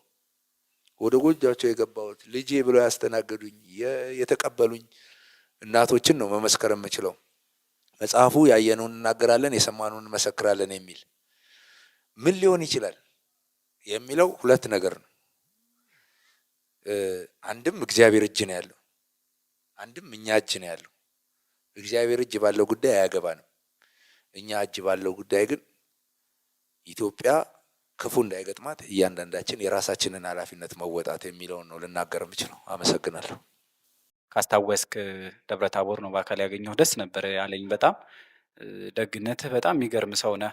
አገሬን ካልሰጠውህ መኝታ ክፍል መጥቼ ነበር ያልክና እንደው እዚህ ያላችሁ ሁላችሁ እንዳለ ጌታ ከበደ ሄኖክ ስዩም ማለት ይሄ ከሚለው ከሚናገረው ከሚጽፈው ባሻገር የሆነ ጠጋ ብላችሁ ስታዩት ሰው የሚሸት አይነት ሰው ነውና እንዲህ ያለ ሰው ኢትዮጵያ ስላላት ደስ ይለናል። እግዚአብሔር ይስጥልን። አንድ ጥያቄ ብቻ ስለተባለ ብዙ ነበረ ጥያቄ፣ ግን እስኪ በእግዚአብሔር ስለ እረኛ አውጋን። ስለ እረኛ በጣም ብታወጋ ደስ ይለኛል። አንድ ቦታ ስለ እረኛ የተናገርከው ነገር ደስ ስላለኝ ነው። የ14 ዓመት ልጅ ትንሽ ወንድም ያለና ሰሞኑን ደውዬለት በጣም ብርዱ አሰቃየኝ፣ ከብቶችም በዝተዋል እያለኝ ነበረና ስለ እረኛ አውጋን እስቲ። እሺ፣ የሚገርማችሁ ነገር በህይወቴ ውስጥ ወደኋላ የሚቆጨኝ የለም ያለፍኩበት። እኔ የዘነበ ወርቅ ልጅ ነኝ። የኔ ሰፈር በጣም አሪፍ ነው። ገጠር ከከተማ ያጣጣመ ሰፈር ውስጥ ነው ተወልጄ ያደግኩት። አንድ ነገር ግን ይቆጨኛል በህይወቴ ሚስ አደረግኩትም ነው እረኛ ሳልሆን ማለፌ። ለምን መሰላችሁ? ለ13 ለ12 ለ14 ዓመት ልጅ 20 እና 30 ከብት ሰጥቶ ጠዋት ሸኝቶ ማታ ይዞት ይመጣል ብሎ መጠበቅ። ትንሽ ልጅ አለችኝ እኔ ሞባይሌን ይዛ ሳሎን እስክትደርስ ድረስ እየሮጥኩ ነው የምከተለው። አምጪ፣ ቁጭ አርጊ አለም ይዛ ይሮጠች ነው የሚመስለኝ። ላፕቶፔን እንደከፈትኩት ከቤት ከወጣው ብዙ ጊዜ ነው የምደውለው። ለምን መሰላችሁ? ይሄ የከተማው ህይወት ኃላፊነትን አያለማምድም። የኛ የከተማ ህይወት የፈረንጆቹ አላልኩም፣ እነሱ በጣም ያለማምዳሉ። የኛ የከተማ ህይወት አታርግ፣ አትለፍ፣ አትይ፣ አትመልከት፣ አትንካ በሚሉ አረፍተ ነገሮች የተሞላ ነው። ኃላፊነትን ከልጅነት አያለማምድም። ለዛ ነው ወረዳው እጃችን ላይ ሲገባ ወስደን ደው፣ ቀበሌው እጃችን ላይ ሲገባ ወስደን፣ ከተማ አስተዳደሩ እጃችን ላይ ሲገባ ወስደን፣ ሌላ ምክንያት የለውም። ይሄ የእረኝነት ህይወት በጣም ያስደንቀኝ። አንድ ጊዜ የሚባል ሀገር ሄድኩና ትንሽ ልጅ ነው 40 ምናምን ከብት ይዞ ቁጭ ብሏል። አጠገቡ ማንም የለም። የሱ አባት በሆነው እኔ እንቅልፍ ይወስደኛል። ልጅ ከዚህ ሁሉ ነገር አንድ ከብት ስንት እንደሆናት፣ አንድ ከብት አንድ ባጃጅ ነው በአሁኑ ሰዓት። ይሄንን ሁሉ ልኮ እንግዲህ ይኸው መስታወቱን አትንካ፣ እንትኑን አትክፈት፣ ማብሪያ ማጥፊያ እንኳን ልጅ 3-4 ጊዜ ኤክሰርሳይዝ ሪሞት እኮ እንደብቃለን ይበላሻል ብለን ይህን ኃላፊነት ተወጣው። በኢትዮጵያ ብዙ ገጠር ዛሬ ከብቶች ይዘው ጉለው ከብቶች አምተው ማታ አስገብተው የሚያድጉ ብዙ ልጆች አሉ። የእነሱ ጣፈንታ አልገጠመኝም። ረጅም ነገር ኃላፊነት ከተሰጠኝ እኔ ወይ ሽንኩርት ግዛ ወይ ምናምን ግዛ ነው። እሱም እስክመጣ ድረስ መንገድ ድረስ ወጣው ሊጠብቁኝ ይችላሉ። አብዛኛው በወቅቱ በልጅ ሆኜ የነበሩት እነ ሄሩ ምናምን የሚባሉ ሱቆች እዛው ደጃችን ላይ ናቸው። ሩቅም አንሄድም እና የእረኝነት ህይወት በጣም በጣም በጣም ክላሲክ ነው። እውነት ለመናገር እንደው አንዳንድ የግለ ታሪኮችን ስታነቡ በልጅነቴ ከብት ስጠብቅ የሚሉ ሰዎች ወደ ኋላ አይዋቸው ጄኔቫ ደርሰዋል። በቃ የሆነ አለው ብቻ የራሱ ነገር እና ዞሮ ዞሮ መቼም ከዚህ በኋላ ዱላ ይዤ ከብት አላግድም። አልታደልኩም። አመሰግናለሁ። እዚህ መጽሐፍ ላይ ስለ ባሻ ዋሉ የጻፍከው ነገር አለና የሮም ልብ ያመናቸው በሀገራቸው ደግሞ የተከበሩ ለሀገራቸው እውነቱን ለጠላት ደግሞ ይሰጡን የሚል ነገር አለና ያው በጊዮርጊስ ቀን በ23 ህዝቡ በዓሉን ስለሚያከብር የዛን ቀን ግጠሟቸው ብሎ ነበር ሚስኢንፎርምድ ያደረጓቸው ለጣሊያኖች ጥሩ የመረጃ ሰውም ስለነበሩ ነው። ኦፍኮርስ ያኔ ግን ብንሸነፍ ኖሮ ብዙ ነገራችን ነበር የሚሸነፈው ብዬ አስባለሁ። እምነት ውስጥ ብዙ ነገር አለ። በዛው ልክ ነው እምነታችንም ይሸረሸር የነበረውና እሳቸው ጥሩ የመረጃ ሰው ነበሩ። ግን አሁን ዘመን ላይ እኛ ያለ ነው በእርግጥ እንደሳቸው ነው ወይ እዛ ሙያ ውስጥ በሀገር ላይ ማለት ነው እና ለሀገራቸው እውነቱን ነው ወይ? ዜና እንኳን አሁን አንዳንድ ዜና ስለ ሀገራችን ማወቅ ስንፈልግ እውነቱን የምናገኘው እኮ ባህር ማዶ ተሻግረን ነው፣ ሌሎች ሚዲያዎችን አይተን ነው። እና እቺ እንድታብራራልኝ ነው። አመሰግናለሁ። ሁላችሁም እንደምታውቁት እኔ መገናኛ ብዙሃን ለምን እንደሆነ አላውቅም፣ አድዋ ላይ ስለ አድዋ ጦርነት ሲያወሩ በባዶ እግራቸው አባቶቻችን በድንጋይ በምናምን ጣሊያን ደግሞ በመድፍና በታንክ አባባል ነው። በመሳሪያ ተዘጋጅተናል፣ በስነ ልቦና ተዘጋጅተናል፣ በወታደራዊ ደህንነት ተዘጋጅተናል። እንደዚህ አይነት እንደ ባሻ አዋሎም አይነት ይኸውላችሁ አጠራጣሪ ሆኖ አይደለም ሙሉ ለሙሉ ታምኖ ግን ለሀገሩ እንደዚህ አይነት መረጃ የሚሰጥ ስርዓት ነበረንና እንትን አይደለም እኔ ውሃ የሚያነሳ ሀሳብ አይደለም፣ ድንጋይ በወንጭፍ አይደለም ያሸነፍናቸው። ከዛ በኋላ ነው ይልቅኛ ጉዳችን የፈላው። ሁለተኛ እነሱ ሲመጡ መጀመሪያ በማድረክ ነው ጠበቅናቸው። እነሱ ይላል አይደለም የሀገሬ ሰው በመሬት የሚመጡ መች ያቅተን ነበር በሰማይ መጡ እንጂ በማናውቀው ሀገር ምናምን። እነሱ በሰማይ እስኪመጡ ድረስ ቆመን ስለጠበቅን ነው። እኛ በመሬቱ ጊዜ እኩል ነበር። ስለዚህ አሁን ያለው ነገር እንግዲህ የዛ ውጤት ነው። አየህ ሁለት እንኳን አይደለም ዛሬማ ስንት ጊዜ ሆነው 100 ምናምን ዓመት። ሁለተኛው የጣሊያን ጦርነት ላይ እኮ ተዝረክርከን ያገኙን ተዝረክርከን። ዛሬማ በጣም ተዝረክርከናል እኮ ያው እንደምታየው ነው፣ ሁሉ ነገር እንደምታየው ነው። ምኑ ይገለጻል አሁን የሚባለው ነገር? እሺ እመጣለሁ። ይሄኒ ከዚሁ ከአድዋ ሳንወጣ እንግዲህ አንዳንድ ጊዜ አንዳንዱ ታሪክ ይጻፍለታል፣ አንዳንዱ ደግሞ በስም ብቻ እንዲህ አድርጎ ነበር የሚል ነገር ይመጣል። አንዳንዱ ደግሞ በሂደት ለካስ እንዲህም አድርገዋል የሚባልላቸው አሉ። ልክ አሁን ስለ አድዋ ሲነሳ በተደጋጋሚ ስማቸው የሚነሱ አሉ። ሳይነሱ ቀርተው ደግሞ ከቅርብ ጊዜ ወዲህ በተለይ ጋምቤላና አርባ ምንጭ አካባቢ ጋሞ ያሉ አድዋ ላይ ያላቸው ሚና በጣም እንደ አዲስ እየሰማ ነው። እስኪ እናውራ። አፌ ቁርጥ ይበልልህ። ጋርዱላ የሚባል አካባቢ ታውቃላችሁ ብዬ አስባለሁ። ጋርዱላ ንጉሥ ወልደ ጊዮርጊስ እስከ ቱርካና ድረስ ሲሄዱ የወታደሩ ቤተሰቦች የተቀመጠበት ቦታ ነው። ተራራ ነው። ጋርዱላ ማለት ራሱ የወታደሩ የጦርነት ተራራ ማለት ነው። እና ሄጄ ደራሼ ጊዶሌና ከተማዋ ታች፣ ጋርዱላ ከከተማዋ በላይ ያለ ነው። እና ደራሼ ኩሱሜ የሚባሉ ብሔረሰቦች 4 ብሔረሰቦች ሞሱዬ ልክ እንደኛ እንደውም ስለ አድዋ ተረት አላቸው። አባቶቻቸው አድዋ ዘምተዋል። አሁን እንግዲህ እኔ ምን ማድረግ ይቻላል? እኔ ራሴን ጥፋተኛ ያደረኩ የሰማው ቀን መርባ ጋዜጠኛ ስለሆንኩ ነው። እነዚህ ሰዎች ተደብቀው ይሄ ታሪክ ተደብቀው ይኖረው ለነሱ ምንም የዕለት ታሪክ ነው በቃ። አሁን ለምሳሌ አንድ ሰው ኢትዮጵያ ውስጥ መጥቶ ስለ ቅዱስ ዮሐንስ ማንም ሰው ሊነግረው ይችላል አይደል ወይ? ስለ ፋሲካ ለኛ የዕለት ጉዳይ ነው። ልክ እንደዛ ነው ለነሱ። የሚገርማችሁ ጣሊያን ቂም ስለያዘባት ጋርዱላ ጊዮርጊስ አድዋ ከዘመቱ የጊዮርጊስ ታቦቶች አንዱ ነው። በሁለተኛው የጣሊያን ጦርነት በአይሮፕላን የደበደባት። በኋላ መጽሐፉ ላይም ጠቅሼዋለሁ። እሱ መጽሐፍ ፈልጋችሁ አግኙት። አንድ እንግሊዛዊ ቆንስል ሁሉ እዛ ኖሯል። እንግሊዝ ታውቃታለች ጋርዱላን፣ አድዋ ላይ ሚናዋ ምን እንደነበረ። አዲስ አበባ አታውቅም። ምን ይደረጋል ታዲያ ጎበዝ? ምንድን ነው የሚደረገው? እንግዲህ እኛ እዚሁ ክፍለ ከተማ ለክፍለ ከተማ እንዲህ ስንል እንውላለን፣ ይመሻል፣ እንተኛለን። አዩ አገር የሚሰራው ዝም ብሎ አይደለም። አገር እኛ ነን የምንሰራው። አባቶቻችን አገር ለመስራት ከያቅጣጫው አድዋ ዘመቱ። ከኛ የሚጠበቀው እኮ ሁሉም አባት እንዴት አድርጎ አገር ለመስራት እንደዘመተ ማውራት ነው። መዝመት ነው ማውራት ነው የሚቀለው። የሚከብደው የቱ ከብዶ ነው። ግን ብዙ የተሸፈኑ ታሪኮች አሉ። ይሄ በጣም የሚያሳዝን ነው። የሚገርማችሁ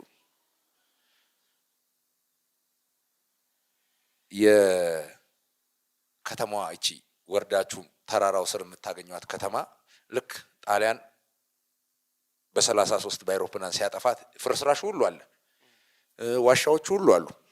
ታች ወረዱና ኪቶሌ ወይም ጊዶሌ ከተማን መሰረቱ። እዛ መኖር ጀመሩ በኋላ ማለት ነው።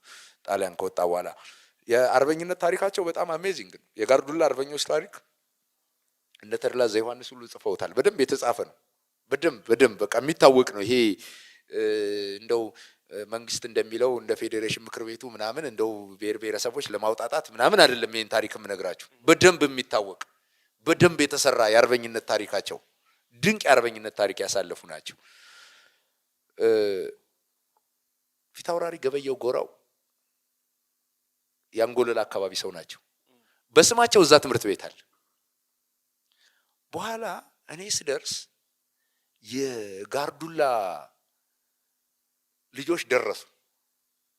የክፋት ፖለቲካ የዘራቸው የክፋት ፖለቲካ ያሳደጋቸው ልጆች ደረሱና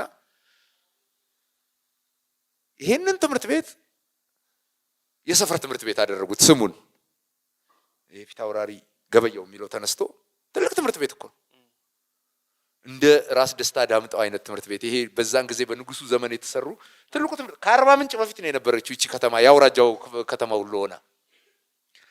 አዘንኩ። በኋላ ሽማግሌዎችን ሳናግራቸው ስሙን ለመመለስ ሞክረን ነበር፣ ግን ይሄ ትምክተኛው የነፍጠኛው ምናምን ብለው አስደነገጡን አሉ። ውይ ኢህአዴግስ እንደው ክፉ ነው። አሁን ገበየው እንግዲህ አስቡት፣ ምንም የሚያገናኘው ነገር የለም። ሽግግር መንግስቱ ላይ አልነበር። አድዋ ዘምቶ ግንባሬን ከተመታው ለሀገር ያፈር አብቁ፣ ጀርባዬን ከተመታው እዚሁ አሞራ ይብራኝ ያለ ጀግና ነው። ምልክት ነው፣ የጥቁር ምልክት ነው። እንኳን እዚህ ቡርኪና ፋሶስ እንኳን እዚህ አክራስ ትምህርት ቤት ቢሰየምለት አሁን ምን ያንሰዋል? ለነጻነት የተዋደቀ ነው። የዚህን ታላቅ ጀግና ስም በከተማው ስም ሁለተኛ ደረጃ ትምህርት ቤት ማለት አሁን ምን እና ለልጆቻችሁ ንገሯቸው ብዬ ነው የጻፍኩት። ንገሯቸው፣ አባቶቻቸው ኃይለኞች ናቸው። ዝም ብሎ አይደለም ሰው እንዴት ከዛ ከትልቅ ታሪክ እየተንደረደረ ይወርዳል። ቀስ እያሉ መውረድ አለ እኮ። እንዴት ባንዴ ዶብ ይላል። በስነ ቃላቸው ውስጥ ዋጋ የከፈሉ አባቶች ያንን ታሪክ በደንብ አድርገው እንዲነግሯቸውና ወደ ነበሩበት እኔ ኢትዮጵያዊም አይደለም ወደ ነበሩበት ሰዋዊ አፍሪካዊ ክብር እንዲመለሱ ንገሯቸው ለልጆቻቸው የሚል ነውና ብዙ እንደዚህ ያሉ በጎፋም አለ በሁሉም አቅጣጫ የሚገርም ነገር ነውና እንግዲያስ ግንቦት ሃያ ሲከበር ነው ያስቀኝ ነበር። በቃ ግንቦት ሃያ እኮ አበቃ እኮ ከደብረ ሲና በኋላ ምንም የሚከበርበት ቦታ አስፈላጊ አይደለም። ዝም ብሎ ነው የተገባው አይደለም። ከዛ የበለጠ ትርጉም ያለው ሰዎች ተጠራርተው ድል ያደረጉበት ድንቅ ታሪክ እንደ አድዋ እኮ እውነት ስላልታደልን ነው እንጂ እንደ ጥዋ እኮ በየቤቱ ልንጠጣው የሚገባ እኮ ቀን ነው። ዝም ብሎ ቀን አይደለም። ያሳዝናል። እውነት ነው፣ ያሳዝናል። የሚገርመው እኮ በየዘመኑ ታሪክ ሰርተው ለኢትዮጵያ አዕማድ የሆኑ እነኚህ ጉልሃንና ልሂቃን በአጼ ኃይለሥላሴ ዘመን በብዙዎቹ ትምህርት ቤት ተሰይሞላቸዋል። አንደኛና ሁለተኛ ደረጃ ትምህርት ቤት በብዙዎቹ ማለት ነው። አዲስ አበባ ብቻ ሳይሆን በመላ ኢትዮጵያ አንደኛ ትምህርት ቤቶቹ በፊት ጣሊያን የሰራቸው ናቸው። እያንዳንዱ የአካባቢ ሰው ትምህርት ቤት ይደረግልን አለ። ሐረር፣ ደሴ፣ ወሊሶ፣ ወልቂጤ፣ ጅማ በጠቅላላ የምታዩት በአብዛኛው መጀመሪያ ትምህርት ቤት ሲሰራ ጣሊያን የሰራቸው ናቸው። ከዛ በሚታወቁ የጀግኖች ስም ተሰየመ። አሁን ብትሄዱ እነዛ ስሞች የሉም። ጣት የሚቆጠር ጥቂቶች ብናይ ነው። ለምን የነዛን ሰዎች ለምን እንደተሰየመላቸው በበቂ ሁኔታ አልተነገረም። ካድሬዎችን ጉዳዩ ላይ ገቡበት። ስለዚህ የማጥፋት የመበረዝ ነገር ተጀመረ።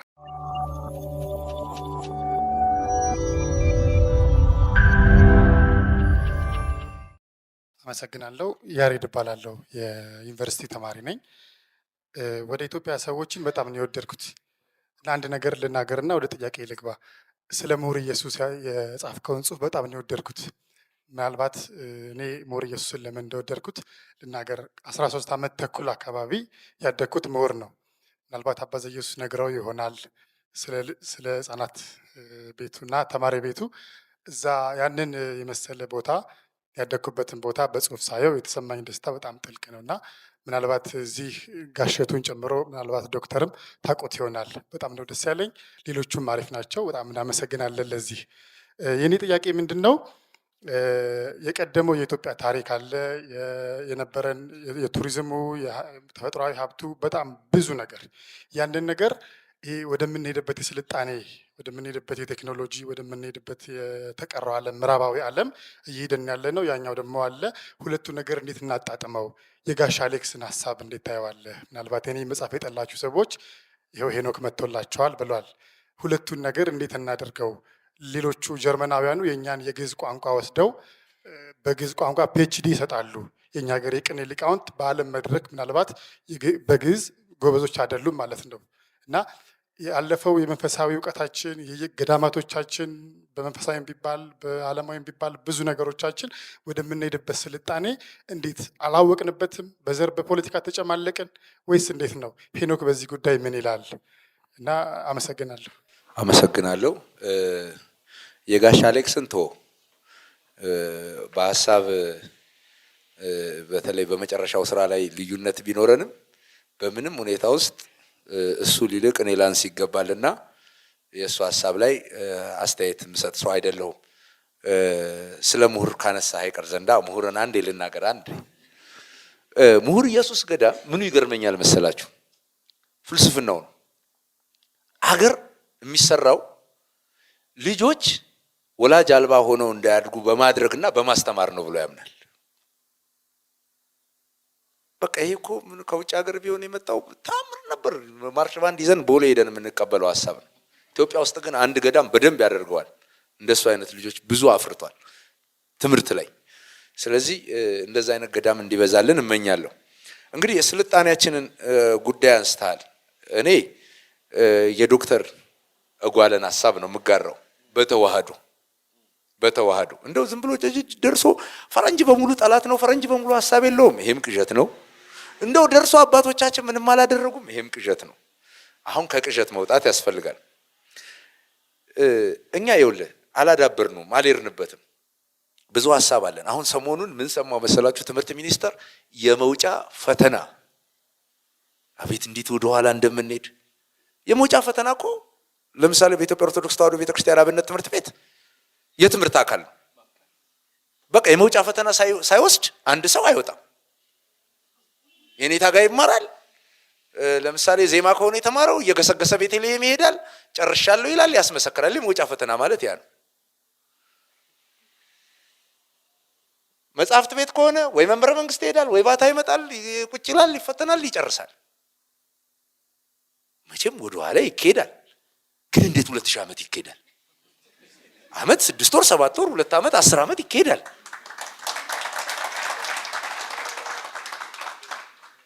ጠቅሼዋለሁ መጽሐፌ ላይ። ካይዘን እንደዛ ታበደበት አይደል? እያንዳንዱ የኢትዮጵያ ገበሬ እኮ ካይዘን ነው ቤቱ አይደለም? ምን ማለት ነው? የዛን ጊዜ ካይዘን ያዝ፣ አምጣቃ፣ በዚህ አርግ፣ በዚህ አልጋ ስር ዕቃስ ማስቀመጫ ምናምን። እንዴት ሁልጊዜ በመርከብና በአይሮፕላን የመጣን ነገር አካባቢንም እኮ ዞር ብሎ ማየት ያስፈልጋል። ከዛ የጎደለንና ለምን መሰላችሁ? ትራንስፖርቱ ገደለን፣ ሀሳቡ ገደለን፣ ሁሉን እናመጣለን። እዚህ ያለውን ነገር ሁሉ እያመጣን ስለሆነ ግን የሚያስፈልገንን ብቻ ብናመጣ ወጪውም ይቀንሳል፣ ሌላውም ነገር ይቀንሳል። ቀላል ነገር ልንገራችሁ፣ አንድ ምሳሌ ላንሳ። ሰመራ ዩኒቨርሲቲ አንድ ቀን ቆርቆሮውን ሐምሪን የሚባል ንፋስ አለ፣ ከቀይ ባህር የሚመጣ ኃይለኛ ንፋስ ነው። እዛ ሰመራ አካባቢ አሳይታ ያጠቃል። 50 ቀን ነው ንፋሱ የሚመጣው። ባንዴ መላጥ አደረገው ዩኒቨርሲቲውን፣ ቆርቆሮ በሙሉ ተነሳ። ከዛ መሐንዲሶቹ ሲመጡ የዘበኛው ቤት ብቻ ምንም አልሆነም። ይሄ የአፋሮቹ ቤት ዱሙን አይታችሁት የለ? እሱ ብቻ ምንም አልሆነም። ቅልብጭ ብላ እሷ በር ላይ ያለች። ምንድን ነው ሲባል እንዴ በ50 ቀን አንዴ ንፋስ ይመጣል። ይሄ እኮ ንፋስ ሲመጣ በሩ ወደ ምስራቅ መሆን የለበትም። አሁን ባንማረስ ምን ይቀርብናል? እውነቴን ነው የምነግረው። አሁን ማለት በር ላይ ካለው ዘበኛ ቤት ካልተማርን እንዲህ አይነት በጣም ብዙ ችግር። ከተማውን አይታችሁታል አሁን አይደለም ጎርፉን። እኔ ምህንድስናችንን መሳደቢያ አይደለም ማየም እኔ እውቀት የለኝም፣ ግን እንደ ህዝብ ዝም ብዬ ቤተ ጊዮርጊስን አየዋለሁ። እዛ መሬት ውስጥ አለ ውሃ አይገባበትም። ከተማው ደግሞ በየተራራው በጎርፍ ይመታል። እንዴ ምን ሆነን ነው? ሁሉን ስላመጣ ነው፣ ሁሉን ስለጫኑ ነው። ከራሳችን ብንነሳ የተወሰነውን ነገር መቅረፍ እንችላለን የሚል እምነት አለኝ። ስለዚህ አይ ከውጭ የሚመጣው ነገር እንዳለ አያስፈልግም ከሚሉት ወገንም አይደለሁም። የኛ ብቻ ደግሞ ለዓለም ይተርፋል። እኔ በነገራችን ላይ አንዳንድ ሰዎች ኢትዮጵያ ስንል ያው ደጋግሜም ለእናንተ መግለጽ በዓለም እንበልጣለን አይደለም የኔ ጥያቄ፣ ከዓለም አናንስም ነው። ያዋረዱን አባቶች አልተኩንም ነው የኔ ጥያቄ እንጂ ዓለም የተዋረደ ነው እኛ ብቻ ካባለባሽ ነን አይደለም። ልክ እንደ ሌላው ዓለም ሁሉ እኛም ለኛ የሚተርፍ አያሌ ስልጣኔዎች አሉን። እነሱን እንደሚያስፈልጋቸው ማድረግ አለብን ነው። ስለዚህ በዛ ሁኔታ ካየኸው ብዙ ጥበቦቻችን፣ ብዙ እውቀቶቻችን፣ ብዙ ነገሮቻችን ቀለዋጮች ናቸው። ከዛ ከመጡም በኋላ አያምሩም። ያው እንደምታየው ነው። አሁን ብዙ ነገር ምንም እኮ አላማረብንም። ብዙ እንዴት ሁሉ ነገር አያምርብንም። አንዳንዴ እነሱ በአግባቡ የሚጠቀሙበት ሁሉ እኛ ጋር ሲደርስ ችግር ይፈጥራል። እና እዚህ ነገር ላይ ቆም ብለን ማሰብ አለብን። እኔ አሁን ሰሞኑን ይሄ እንግዲህ ተመልከት፣ የዛሬ 15 ዓመት አካባቢ ትምህርት ሊቀየር ነው ካሪኩለም ተባለና ካሪኩለም ለመቀየር ተብሎ ጥናት ተሄደ። ከአዲስ አበባ ተጭኖ የሄደው አጥኒ ቡድን ሃርቫርድ ሲደርስ ድንቅ ነገር ይዞ መጣ። እዚህ ተሰበሰበ እና ሃርቫርድ እኮ አንድ ተማሪ በአንድ ቀን ዲግሪ ካስፈለገው ይሰጠዋል። የግድ እንደኛ 3 ዓመት አይቆይም አለ። እዚህ እንዴት ነው? ሂድ እስቲ ዛሬ ቅኔ ተፈተን፣ ከቻልክ ለምን መርጌታ አትሆንም? ካልቻልክስ ደግሞ ማን በ3 ዓመት ይለቃል? 40 50 ዓመት ትኖርና በጣም ካስቸገርካቸው ሊቀ ትጉሃን ምናምን ሆነ በትጋት ብቻ ማዕረግ ተሰጥቶ ትኖራለህ።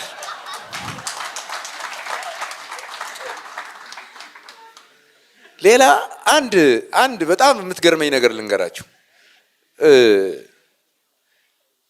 እዚህ ቅርብ ነው ለአዲስ አበባ ዘቢሞላ የሚባል መስጊድ እዚህ መጽሐፉ ላይ ተካቷል። ዘቢሞላ ውስጥ አንድ የትምህርት አሰጣጥ አለ። ምንድን ነው መሰላችሁ? የዘቢሞላው ሼክ ተማሪዎቻቸው ለምሳሌ እሳቸውን ካስተማሯቸው ሼኮች ውጪ አሊሞች ውጪ ተምረው የመጡ ከሆነ እሳቸው ጠዋት ያስተምሩና ማታ ከተማሪያቸው ይማራሉ፣ ያንን መምህር ስላላገኙት። ዛሬ ያለ መምህር ከተማሪው ቢማር ይሄን ነገር በማግስቱ አንሰራውም እንዴ? ለነገሩ ተማሪውስ ምን ያስተምራል? ሌላ ጥያቄ ቢሆንም እውነቴን ነው የምነግራችሁ። ለዚህ እኮ ነው ሁሉን እንንቃለን። ኤክስፐርቶቹ ገጠር ይገቡና መጀመሪያ ገበሬውን ከመናቅ ታሪክ ይጀምራሉ። ከዛ ገበሬው ደግሞ እጅግር የሌለው ሀሳብ ስለሚሰጡት ይንቃቸዋል። ውጤቱ በራብ እናልቃለን። ስለዚህ እንዲህ አይነት አባቶች የሚገርም ይሄ ካሪኩለም አላቅም፣ ካምብሪጅ ያለ አላቅም።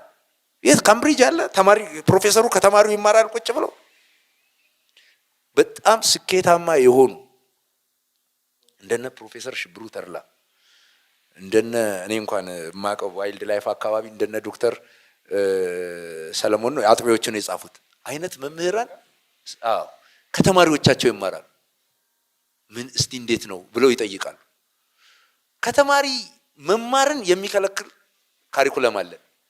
ነገ ይሄንን ጃፓን አደረገችው ቢባል ደግሞ በአይሮፕላን ጭነን በማርሽ ባንድ እናስገባውና ከዛ ደግሞ መደናገር ይመጣል። አስተማሪውም ያኮርፋል። ከተማሪ ተማራሉኝ ይሄ ፖለቲካ ስርዓት ወዴት እየሄደ ነው ሊል ይችላል። ያ እንዳይሆን ትንሽ ከራሳችን ጋር ብንገናኝ እንጂ ስልጣኔያችን ትንሽ ነገር ነው የሚፈልገው እኮ። ዓለም እዚህ ሳይደርስ እዛ ደርሷል። አሁን ትንሽ ነገር ብናክልበት የት እንደሚደርስ ማሰብ ነው። አመሰግናለሁ። እኔ እንኳን አጋጣሚውን ልጠቀም ብዬ ነው። ስለ መጽሐፉ አይደለም ጥያቄ። ፕሮግራምህን እከታተላለሁ። ቲቪ ላይ ሀገር የሚለውን ፕሮግራምህን እከታተላለሁ። የምትጽፋቸውን ጽሁፎች አያለሁ።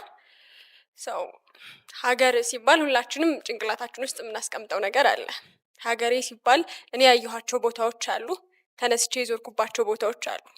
አንተ ደግሞ እዚህ ካለነውም በተሻለ ጉራንጉሩንም አይተሃል።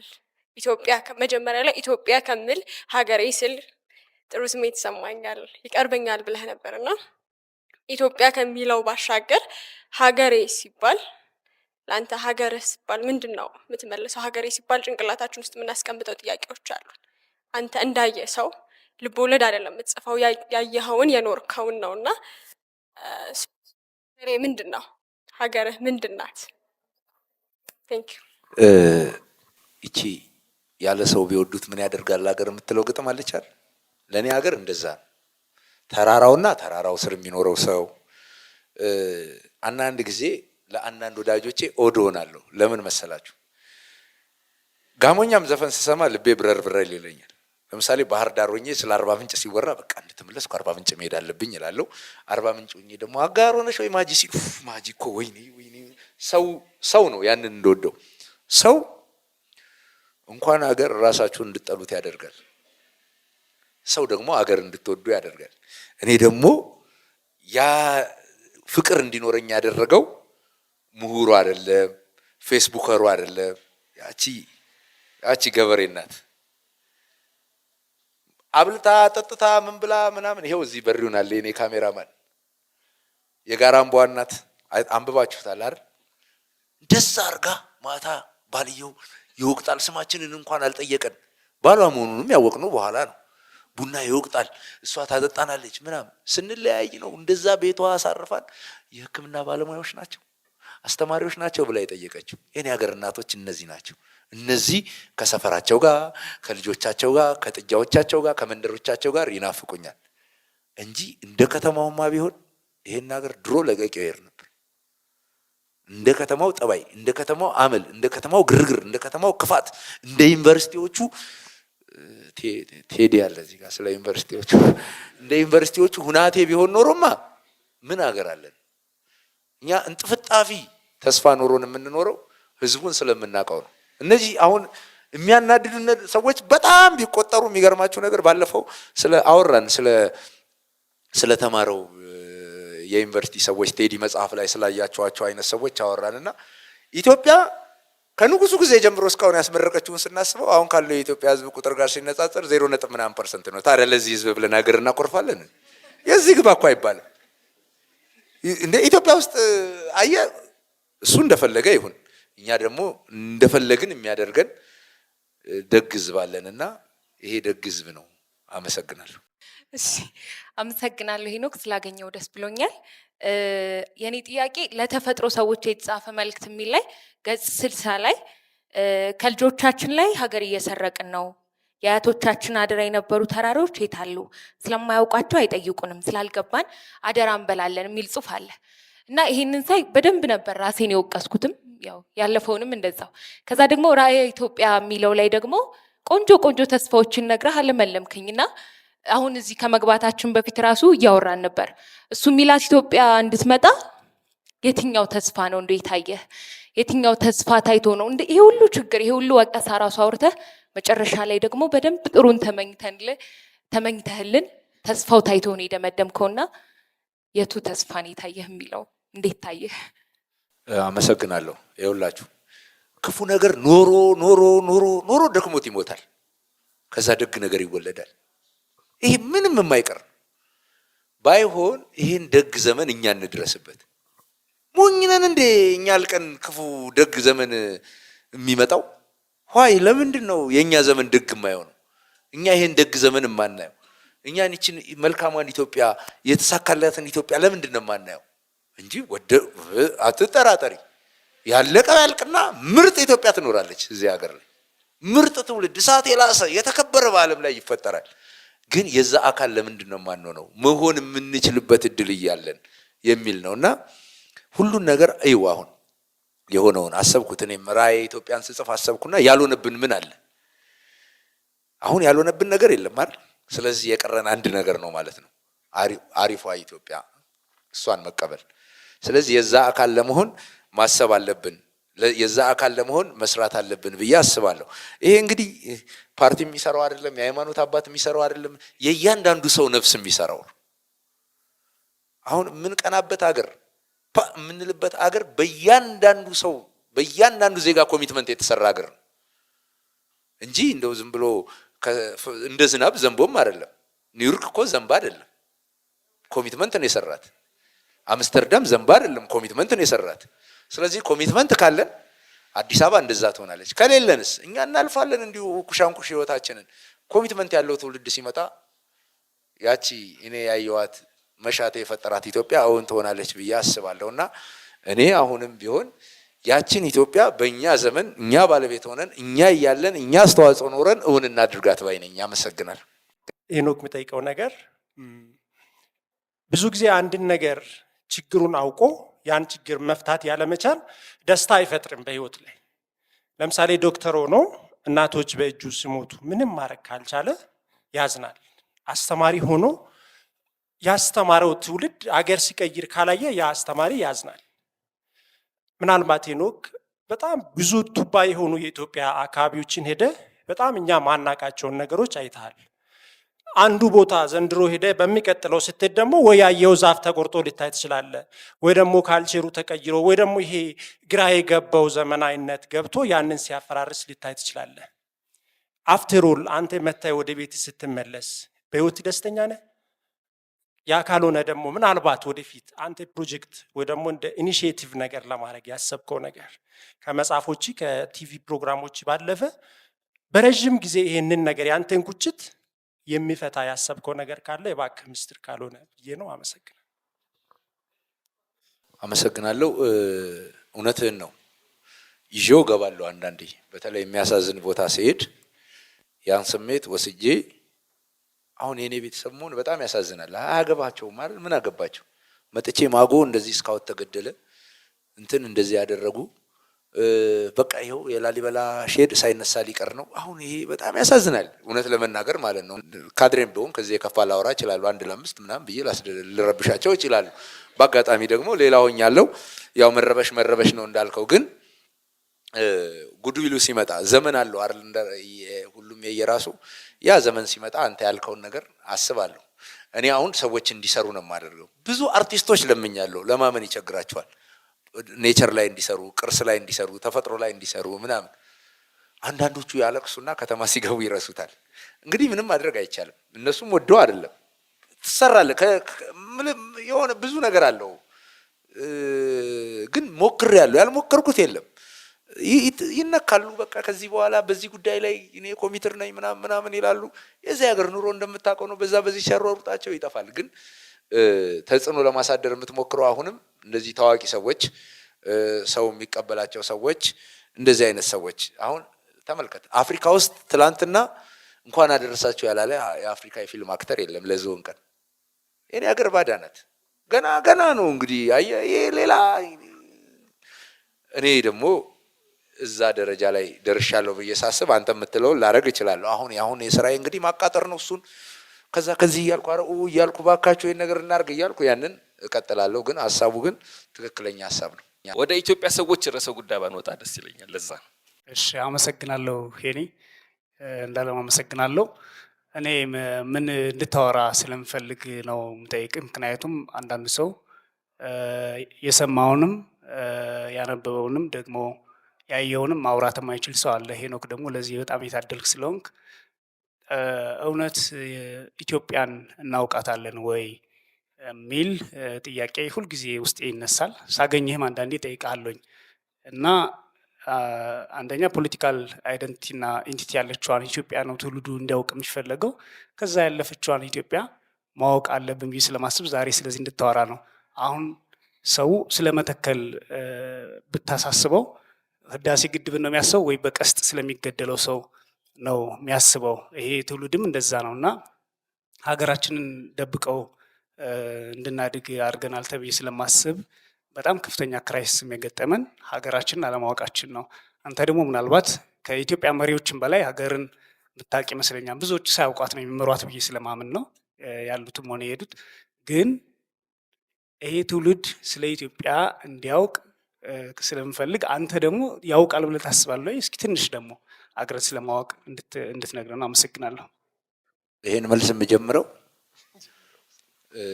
እናንተ ራሳችሁ እንድትጠይቁ ነው። ኢትዮጵያ ውስጥ በደንብ ሀገሩን የማያውቅ ሰው ቢኖር ሄኖክ ስዩም ነው። እንግዲህ ራሳችሁን ጠይቁ። ኢትዮጵያ በጣም ትልቅ ሀገር፣ አስገራሚ ነገሮችን የተሞላች ናት።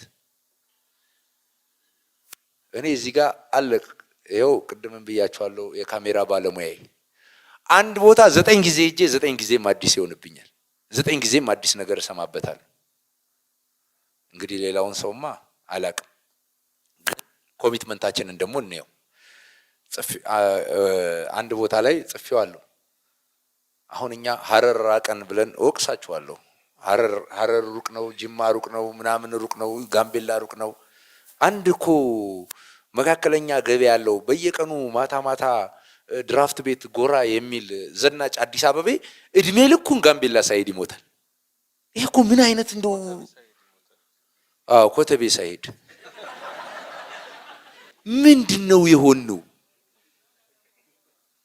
ሌላ ነገር አይደለም ዕውቀት እኮ አለ አይደለ እንደዚህ አጠገባችን ያለውን ዕውቀት በጣም ይሄ በጣም የሚያስፈራ ነው መንገድ በሌለበት አይሮፕላን ምናምን በሌለበት ሰዎች ከጫፍ ጫፍ አንድ ገበያ ውለው አገር ሰርተው አልፈዋል በዚህ ዘመን እኔ ብዙ ያጋጥሙኛል የሀገሩንም ሰው የማያውቅ ፖለቲከኛ በጣም ብዙ ነው አንቂ በጣም ብዙ ነው ታሪክ ጸሐፊ በጣም ብዙ ነው ፈላስፋ በጣም ብዙ ነው ይሄ በጣም የሚያሳስብ ነገር ነው ምን አይነት ምቹ ሁኔታ ይፈልጋል እውነት ለመናገር ኮሚትመንት አሁን ወጣቶች አሉ እዚህ የማያቸው ልጆች አሉ የረፍት ቀናቸውን አሁን የአዲስ አበባ ልጆች አቅራቢያ ያለ አሁን እና ሴት አሉ እዛ ጋር መናገሻ ሱባ ብትሏቸው እንባቸው ይመጣል ለምን እዛ ገብሬ ቤት ገብተው በልተዋል ገብተው ጠጥተዋል ምናምን ፖለቲከኞቹ እንደውም ጥሩ ናቸው በማያውቁት ህዝብ ላይ እንደውም በደንብ አልጨከኑ ጨክነዋል ግን እንዳለማወቃቸው አይደለም ምክንያቱም እስካሁን ስልጣን የያዙት ፖለቲከኞች እኮ ዝም ብለን ካሰብናቸው ከአንድ ጋናዊ ማሌዥያዊ ምናምን የሚለይ አይደለም ከኛ ጋር ያላቸው አታችመንት ሩቅ እኮ ናቸው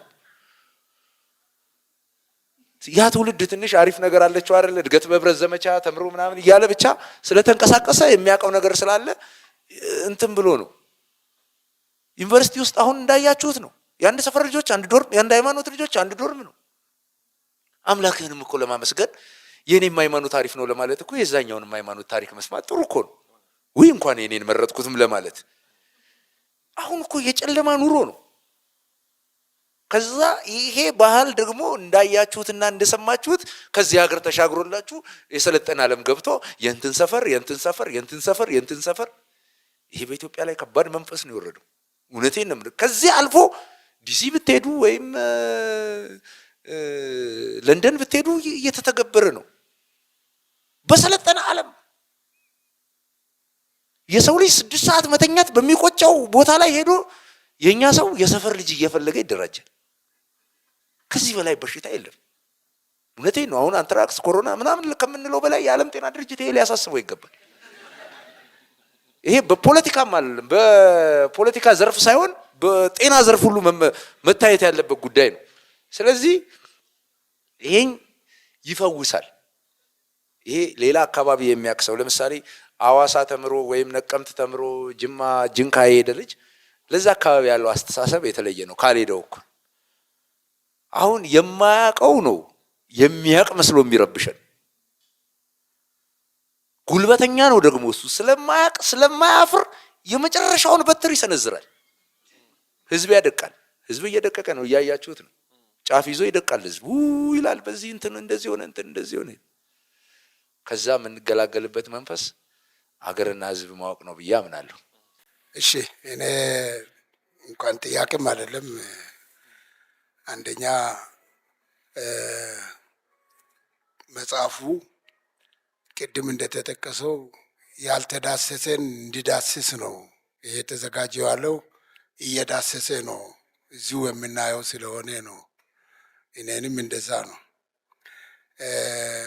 የኢትዮጵያ ህዝብ የአድዋ ብቻ ሳይሆን ባህረ ነጋሽንም ከኬንያ ከሱዳን ጠረፍ ጀምሮ ነው በእግር ሲጓዝና ሲዋጋ የቆየው ቀይ ባህርን የሚያቆየውና ለአስመራ እንትን ያደረገው ወደ ጋርዱላ ስንመጣ 3 ነገሮች አሉ በዛ አካባቢ እኔም ስለሆንኩ ጊዮርጊስ ከአራዳ ጊዮርጊስ ጋር አድዋ የዘመተ ነው እዚህ የአራዳ ጊዮርጊስ በንጉሠ ነገሥቱ ዳግማዊ ምኒልክ መታሰቢያ ሲቆም አብሮ የነበረው ደግሞ ጋርዱላ ላይ በሀብቴ ጊዮርጊስ መታሰቢያነት እንዲቆም ተደርጎ አሁንም እንዳለ ነው። እንዳውም አሁን ጥሩ ህንፃ ተሰርቶለታል። ፊታውራሪ ገበየሁ ትምህርት ቤትን በተመለከተ ስቲል አሁንም የሚታወቀው ፊታውራሪ ገበየሁ ነው። በደርግ ጊዜ የተለወጠው የግዶሌ ሁለተኛ ደረጃ ትምህርት ቤት ብሎ ነው። ሌላ ስያሜ የለውም። ስለዚህ ግን ሰው አቅም ግዶሌ ሁለተኛ ደረጃ ትምህርት ቤት አይልም፣ ፊታውራሪ ገበየሁ ነው የምለው። የጽሁፉን እንመልስ ተብሎ ለመመለስ ውይይት ሲደረግ ሳይማከሩ ምን ሳይሉ ዝም ብሎ ኮሚቴው የስብሰባ ጠርቶ ነው አሁን ቅድም የተባለው ነገር እና መማከር አለብን። በጽሁፍ እንትን የሆነ ስለሆነ በጽሁፍ መለወጥ አለብን። ያንን የሚል ነው። ይለወጣል ብለን ነው የምንገምተው። ሌላ ያልተጠቀሰ ደግሞ የአርበኞች ሐውልት ያለው ጋርዱላ ነው እና የአርበኞች ሐውልት ገብርኤል ቤተክርስቲያን ግቢ ውስጥ ነው አለው። ማየት ይቻላል። አመሰግናለሁ። እሺ፣ በጣም አመሰግናለሁ። አንተንም እሳቸውንም በጣም አመሰግናለሁ። የኔ ጥያቄ የሚሆነው ዶክተር ምህረት ደበበንም ከዚህ በፊት ጠይቄው ነበረ። ከዚህ በፊትም ደግሞ በሬዲዮ ፕሮግራሞች ላይ ሰማ የነበረው የነ ዘነበ ወላና የነ ግሩም ዘነበ ፕሮግራም ነበረ። ትልቅም ነበርን ትልቅም እንሆናለን የሚል ሀሳብ ማለት ነው። በተደጋጋሚ ይሰማሉ። ብዙ መድረኮች ላይ እንደዚህ አይነት ቦታዎች ላይ መሄድም ስለሚያስደስተኝ የምሰማው ቃል ነውና ትልቅም ከነበርን ቅድም አንተ ስትናገረው ሰምቻለሁ። በጣሊያን ጊዜ ከ2000 ዓመት ወደ ኋላ ድጋሚ ወዴት ነው እየወረድን ያለ ነው የሚል ነገር አንስተሃል። ትልቅ ከነበርን ትልቅም እንሆናለን ፊውቸሪቲ መሰለኝ። ትልቅ ያለፈ ታሪክ ነገር ነውና አሁን ላይ ምንድነን የማይገባኝ ነገር ነውና አሁን ላይ ምን ላይ ነው ያለ ነው? እሷን እንደው በአንተ እንትን ብትመልስልኝ ደስ ይለኛል። አሁን ላይ የተወሰናችሁ ደርሳችሁበታል ብዬ አስባለሁ። ጅብ ሲነጋበት አይታችኋል ከተማ ውስጥ። አሁን እንደዛ ነው ህይወታችን። የነጋበት ጅብ ይባላል። ወዴት እንደሚሄድ የማያውቅ የሚደናበር ያገኘ የሚመታው እየመቱን ነው አይደል? በፊልም ይመቱናል፣ በመጽሐፍ ይመቱናል፣ በኢኮኖሚ ይመቱናል፣ በፖለቲካ ይመቱናል። ወደኛማ ይሰነዝር ማን አለ? በሃይማኖት ይመቱናል። ልክ እንደነጋበት ጅብ ያገኘ እየመታን ነው። የአባቶቻችን ስልጣኔ ጎሪያችን ነው። ጎሪያችን ውስጥ ተወርውረን ከገባን ግን ተመልሰን ስንወጣ ማንም አይችለንም።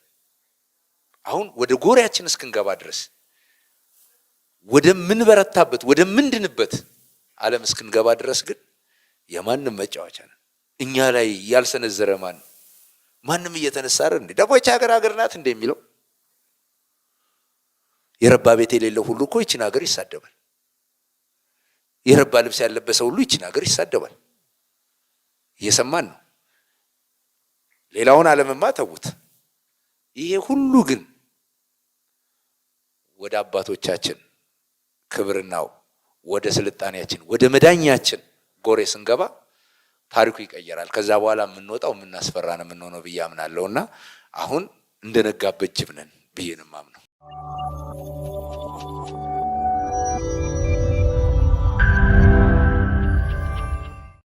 አመሰግናለሁ።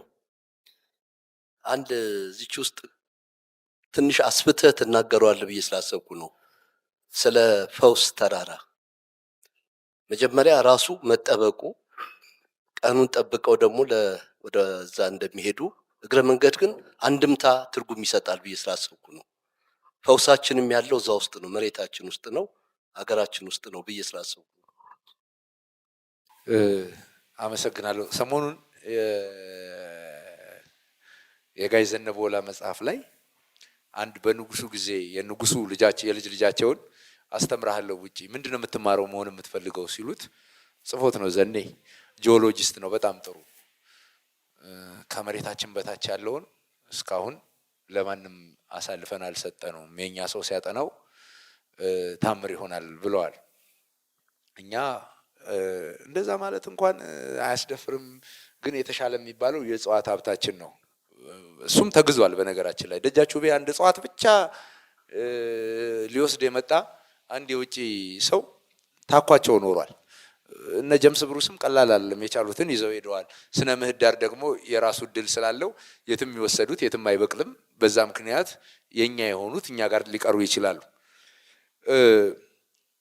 የፈውስ ተራራ ይህም በአመት አንዴ ፀሐይ ከመውጣቷ በፊት አቤት እሱ አንድም ታማቅ አደረግን እኮ ጋሽሽ፣ በጣም እኮ ታምር እኮ ነው።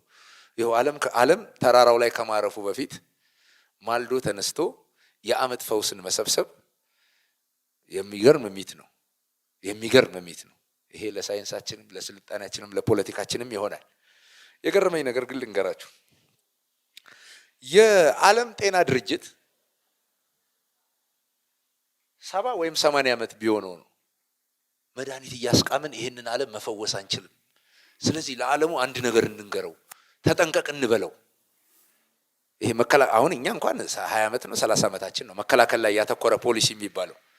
ዓለም ግን 167 ዓመት ሆኖታል። ኢትዮጵያ ውስጥ እኮ ቀደምቶቻችን እድሜ ልካቸውን የኖሩት መከላከል ላይ ያተኮረ ነው። መድኃኒት አይደለም፣ እንዳያምህ ነው የምትሆነው። ለምሳሌ በጣም ቀላሉ ጉዳይ በርበሬ ነው አይደለም? በርበሬን ዝም ብላችሁ አስቡት። አሁን እናቶቻችን በርበሬ ውስጥ የማይከቱት ነገር የለም። ያ ቅመም እኮ ያ በርበሬ እኛን እንዳይጎዳ የሚያደርግ ነው። ማቃጠሉና ጣዕሙ እንዳለ ሆኖ በምላስ በኩል በርበሬ ሲያልፋይን አስባችሁታል? ያ ኬሚስትሪ እንዳንታመም የሚያደርግ ኬሚስትሪ ነው። የሐኪም ገብረ መስቀል የሚባሉትን የየም ሐኪም ሳወራቸው እያንዳንዱ የየም ልጅ እንደ እድሜ ደረጃው ራሱን የሚያድንበት የእጽዋት እውቀት ይኖረዋል። እንደ እድሜ ደረጃው እያደገ ሲሄድ ያድጋል። የሕክምና ራሱን የሚያክምበትም ነገር ዛሬ እናቶቻችን ያውቃሉ። ምግብ መድኃኒት ነው ይላሉ። እኛ እኮ ምግብ መድኃኒት አይደለም፣ ሮጠን ፋርማሲ ነን። በዚህ ጋር ሄደብኝ፣ በዚህ ጋር ሄደብኝ። ፋርማሲው ራሱ እኮ ይቸገራል። አሁን እኮ በዚህ ለሄደበት ከዛስ በዚህ ለመጣበት እኛ መታከም አይደለም በሽታም በቅጡ እንኳን መግለጽ የማንችልበት ደረጃ ደርሰናል። አድገን ስለዚህ በዚህ የፈውስ ተራራ ያየሁት ነገር አንደኛ ተራራን ለፈውስ መጠበቅ፣ ተራራን ለእጽዋት ሕክምና መጠበቅ የሚገርም እውቀት ነው። ሁለተኛ ነገር የአመት መድኃኒትን ከተፈጥሮ ሊያው መከላከል ላይ ያተኮረ ብዙ የየም ባህላዊ መድኃኒት ከምግብ ጋር የሚወሰድ ነው። ያን የሚያደርግ ነው። መጨረሻ ሰውየው ያሉኝ ልንገራችሁ። አሁን ያለው ሰው አብዛኛው ሰው ምላሱን ነው የሚያምነው። አሁን ይሄ በሽታውን በጣም እየበዛ የመጣው የሰው ልጅ የምላሱ ባሪያ ከሆነ በኋላ ከጣፈጠው አሪፍ ነው፣ ካልጣፈጠው አሪፍ አይደለም። የኛ ቀደምቶች ግን እውቀት ላይ ነው የሚያተኩሩት። እያንዳንዱ ነገር ሲያደርጉ ለምን የሚለውን መልሰው ነው። ለምንድን ነው ማር የሚያስፈልጋቸው? ዛሬ ልጆች ሰብስባችሁ ማር ምኑ ደስ ይላል ጣዕሙ ነው የሚሏቸው አይደለም። ህይወት ከምላስ ጋር ነው ግንኙነቱ። ምላስ ደግሞ ውሸታም ነው፣ ውስጥ ትክክለኛ መልእክት አያስተላልፍም። ስለዚህ እነሱ ከምላሳቸው ጋር ዝምድና ያላቸው ልጆች ላለመተካት ይጥራሉ። በእውቀት የተመሰረተ ለምንድን ነው የምታደርገው? እያንዳንዱን የምታደርገውን ነገር ብዙ ጊዜ አይታችኋል። ይሄ ይመራል እንላለን፣ ከጣፈጠን እንጠቀማለን። ሐኪም ስኳር እስኪከለክለን ድረስ የስኳር ፍጆታችንን ታውቁታላችሁ።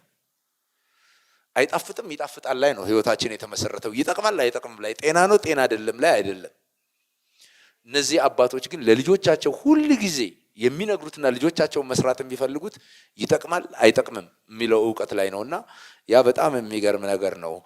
በየአመቱ ጥቅምት 19 ቀን ነው ጥቅምት 17 ቀን ነው ወደ ፈውስ ተራራ የሚወጣው። ብዙ የውጭ ሀገር ሰዎች ይሄዳሉ። እድሉን ካገኛችሁ በጣም ቅርብ ነው። ከአዲስ አበባ ጅማ መንገድ ፎፋ የሚባል ቦታ ላይ ስትደርሱ የፈውስ ተራራ የት ነው ስትሉ ወደ ቦር ይወስዷችኋል። ቦርን ካያችሁ በኋላ ተፈውሳችሁ ትመጣላችሁ ብዬ አምናለሁ። አመሰግናለሁ።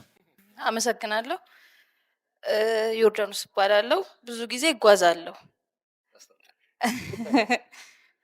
እና ልጠይቅህ የፈለግኩትኝ ብዙ ጥያቄ አለኝ ላንተ፣ ግን አሁን ልጠይቅህ የምፈልገው በጣም ብዙ ቦታዎችን አይተሃል በኢትዮጵያ ምድር። ያው ታይቶም ታዳሶም አያልቅም ከተረዳሁት እኔ ካየሁት አንጻር እና 3 በቃ ከአይምሮ በላይ የሆነ ቦታ ብትነግረኝና ሄጄ ባየው ደስ ይለኛል።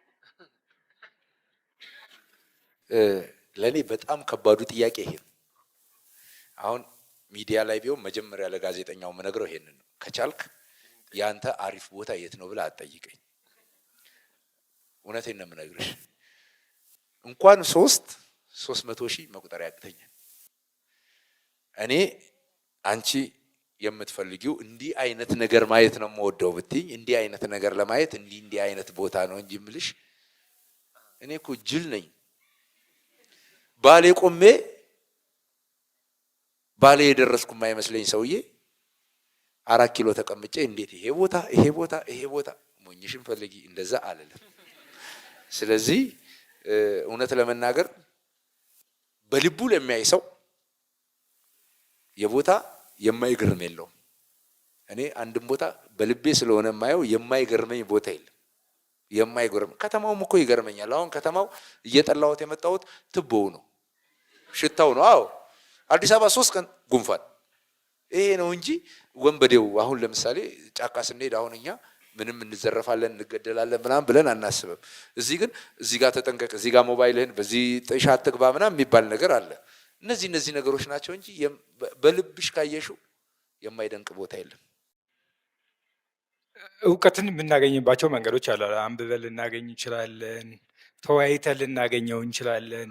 አሁን አንተ እየነገርከን እንዳለው ጎብኝተን ከህዝቡ ከማህበረሰቡ ጋር ያለውን እውቀት ልናገኘው እንችላለን። ግን አሁን ይሄ በተለይ ሎካል የሆነው የኛ ኢንዲጂነስ ሀገራዊ የሆነው እውቀት እዛው ማህበረሰቡ ያውቀዋል። እዛ ላይ ግን ሀገራዊ ለማድረግ ዶክሜንቴሽን ያስፈልጋል ብዬ አስባለሁ። ልክ አሁን አንተ እየጻፍከው እንዳለው ማለት ነው። ምን ያህል ዶክሜንት አድርገነዋል? እና አሁን ብዙ ጊዜ በቃ ስለ ሀገራዊ እውቀት ይወራና ከራሳችን መነሳት መቻል አለብን፣ የራሳችን እውቀት ያስፈልገናል እንልና መጨረሻ ላይ ግን ዶክሜንትድ ስላልሆነ ሀገራዊ የሆነ እውቀት ከዚህ ከማህበረሰባችን ላይ ያለውን ማግኘት መቸገር ነገር አለ። እሱ ነገር እንዴት ነው ዶክሜንት የሚሆነው? በተጨማሪም ይሄ እውቀት ብቻ በቂ ላይሆን ይችላል። ቅድምም ብለዋል። ጎደሎውን ከሌላኛው ማህበረሰብ ከሌላው ዓለም ማምጣት መቻል አለብን ብዬ አስባለሁ። እሱን ለማድረግ ደግሞ ቅድም ያልከዋል የዶክተር ጓለ ገብረ ዮሐንስ መንገድ የተዋህዶ መንገድ የተሻለ ነው ብለህናል እና ይህንስ እንዴት ነው? ምን ማለት ነው? ይህን ስትል የእሳቸውን መንገድ ስትመርጥ ምን እያልከን ነው? ስለዚህ የዶክሜንቴሽኑን ሲደመር የማዋሃዱ ስራ በምን መንገድ ቢሆን ይሻላል የሚለው ለመጠየቅ ነው። አመሰግናለሁ። በጣም ቀላል ምሳሌ ልንገራችሁ። የኛ ሰው ባህር ዛፍ ስንት ዓመት ነው ሲታጠን የኖረው አይደለም? ግን የሆኑ ህንዶች መጣው ነው የባህር ዛፍ ሳሙና የባህር ዛፍ ዘይት ያመረቱት። ከዚህ በላይ በረሃ የሚያስገባ የሚያስቆጭ ምን አለ? ከዚህ በላይ መሳሪያ የሚያስነሳ ምን አለ? ከዚህ በላይ ግብር አልከፍልም የሚያስብል ምን አለ? 50 ዓመት ልጆቻችንን እናስተምረን የባህር ዛፍ ዘይት ከውጭ ሀገር የሆነ ሰው እየመጣው ይጭመቅ። እየታጠንን እያየ ነው፣ እየተቀባን እያየ ነው አይደለም? ትንሽ ነገር ነው እንደተባለው። አንዳንዱ ጉዳይ ሂውጅ ሪሰርች እና ሂውጅ ጥናት የሚፈልግ አለ። አንዳንዱ ጉዳይ በጣም ቀላል ነገር አለ። በጣም ቀላል የዕለት ተዕለት የምንመለከተው ነገር አለ። እሱ ላይ እንግዲህ አንዱ እንደተባለው ነው ጥናትና ዶክመንቴሽኖች በጣም ያስፈልጋሉ። ግን መቼ ድረስ ነው የምንታገሰው? መቼ ድረስ ነው የምንጠብቀው? መቼ ድረስ ነው የምንገዛው የሚለው አንዱ ጉዳይ ነው። ሁለተኛው ነጥብ ይሄኛውን በጣም አድርጎ ያስታርቃል ብዬ አስባለሁ። ምንድነው የዶክተር ጓላ ሀሳብ? ከውጪ የሚያስፈልገንን እናመጣለን፣ እኛ የራሳችንን አለን እናዋጣለን። የጎደለውን ነው የምናመጣው፣ ሁሉን አናመጣም። አሁን ሁሉንም ነው የምናመጣው እኮ እኛ ግን የጎደለንን እናመጣና ከአለን ጋር አድርገን ይሄ ጥናቶችም ምርምሮችም እድገቶችም በዚህ የተቃኙ ከሆነ ውጤታማ እንሆናለን ብዬ አስባለሁ። ግን ከዛ ውጪ ዘግተን አሁን እውነት ለመናገር የኛ ዩኒቨርሲቲዎች ብዙዎቹ በግለሰብ ደረጃ በጣም የሚደነቁ ግለሰቦች አሉ፣ የሚጥሩ የሚደክሙ የሚለፉ። ከዛ ውጪ እንደ ተቋም ግን የፕሮጀክት ማድመቂያ ከማድረግ ያለፈ ይሄ ሀገረሰባዊውን እውቀት ይዘው ለዓለም እኮ መስጠት አለብን እንዴ! ዝም ብሎ በዓለም ላይ ማውደልደል አለ እንዴ? ዓለም ከኢትዮጵያ ምን አገኘው ቢል ምን ሊል ነው? ቦይንግን ሰጠው እስቲ ከናንተ ምን አገኘው ቢል ምን ሊል ነው? አንድ ሰው ቢሆን ጸጉሩን እያሻሸ ዞር ይላል። 120 ሚሊዮን እኮ እንዲህ እያለ ዞር ማለት አይችልም። ይሄው እኛ ደግሞ የሰጠነ መባል አለበት። ልክ ነው። አሁን ምን ሰጠን ለዓለም ቢባል አሁን ፊደል ቋንቋ ምናምን እንላለን። እነዚህ ሁሉ የበፊት ናቸው። ይሄ ትውልድ ምንድን ነው ለዓለም ያበረከተው? አሁን ያለው ትውልድ ይሄን ሰጠነ። አንተ ስትቸገር ነበር። የሚገርማችሁ ነገር እንደው ይባል አይባል አላውቅም፣ ሙያዊ ስለሆነ ሕክምናው ዘመናዊ ሕክምና እኮ የውሻን በሽታ በእምብርት መርፌ እየወጋ እና ሐኪም ማሞ በቀላል መድኃኒት ይፈውሱት ነበር። እነዚህ ሁለቱ እኮ አብረው ብለው የሆነ መድኃኒት ማውጣት ማለት ነው በተዋህዶ ማለት። ግን ማዶና ማዶ ሆኖ ከሆነ በጣም አስቸጋሪ ነገር ነው እና አንዱ እሱ ላይ ነው። ሁለተኛ እንደተባለው የዶክመንቴሽኑም የመሰነዱም የማሰሱም ምናምን ስራዎች በተለይ በዩኒቨርሲቲ አካባቢ አሁን እንደኔ አይነት ብቻ አይደለም። የኔ ጉዳይ ረሃብ ያጨራል እንጂ አያጠግብም። በደንብ አድርጎ የሚያጠግቡ የጥናትና የምርምር ስራ ውጤቶች ያስፈልጋሉ የሚል እምነት ነው ያለኝ። እውነት ነው። ሄኒ የተለየ ያኗኗር ልማድ ስላላቸው ማህበረሰቦች ትንሽ እንድናወራ ፈልጌ ነው። አንዳንዴ ወጣ ስንል በጣም የሚገርሙ ነገሮች እናገኛለን። በአንድ ወቅት ፖፑሌሽን ሚዲያ ሴንተር እንደዚህ ደራሲያንን ሰብስቦ ወደ ተለያዩ የኢትዮጵያ ክፍሎች እየሄድን በእውነተኛ ታሪክ ላይ የተመረኮዘ ትረካ እንድንጽፍ ያደርግ ነበር። ከዚያ እኔ በዚሁ አጋጣሚ አፋርን ልወቃልኩና አፋር ሄድኩ። የዛሬ 18 ዓመት ነው። ከዛ አንድ ሳምንት 10 ቀን ተቆየ። 10 ቀን ነበር እንትኑ ምናተኮረው ጎጂ ልማዳዊ ድርጊት የሚባለው ነው። እንዴት ይሄን ያህል ኪሎ ሜትር አቋርጬ መጥቼ የአንድን ማህበረሰብ ጎጂ ነገር ብቻ አያለሁ አልኩና አይኔ ደግሞ በጎ ልማዳዊ ድርጊታቸው ላይ አተኩሬ ተጨማሪ ጽፋለሁ። አይ የለም በጀት የለም እንደዛ የሚባል ነገር የለም አይረዱንም። ስለዚህ ተጨማሪ ቀን ከፈለክ በራስህ ነው ተባልኩ። ስለዚህ ተጨማሪ 7 ቀን ያስፈልገኝ ነበር። ጎጂ ልማዳዊ ድርጊት ስትሏቸው ብዙ ነገር ይነግሯቸዋል። አብሱማ፣ ግርዛት እንደዚህ ይላሉ። በጎ ልማዳዊ ድርጊት ቃሉ ራሱ ብዙም ስለማያውቁት ለምን ተቃራኒው እንግዲህ ለምን ጨለማውን ብቻ እኔ ነው የኔ ሐሳብ። ከዛ ወደ ገጠር ገባን አፋር ካስተርጓሚ ጋር እና አንዲት አሮጊት ጠየኳቸው። እስኪ የአፋር ህዝብ አለው የሚሉት የተለየ ነገር ምንድነው ስላቸው ምን አሉ? የኛ ጋር እኔ ምኮራበት የአፋር ጎዳና ተዳዳሪ አይተህ ታውቃለህ? የለም። የአፋር ሴተኛ አዳሪ አይተህ ታውቃለህ? የለም። ምክንያቱም እያንዳንዱ ሰው ይመለከተዋል፣ አጎትየው ይመለከተዋል። በሱ ህይወት ወላጅ ብቻ አይደለም። ሌላውን ጠየቅኩ።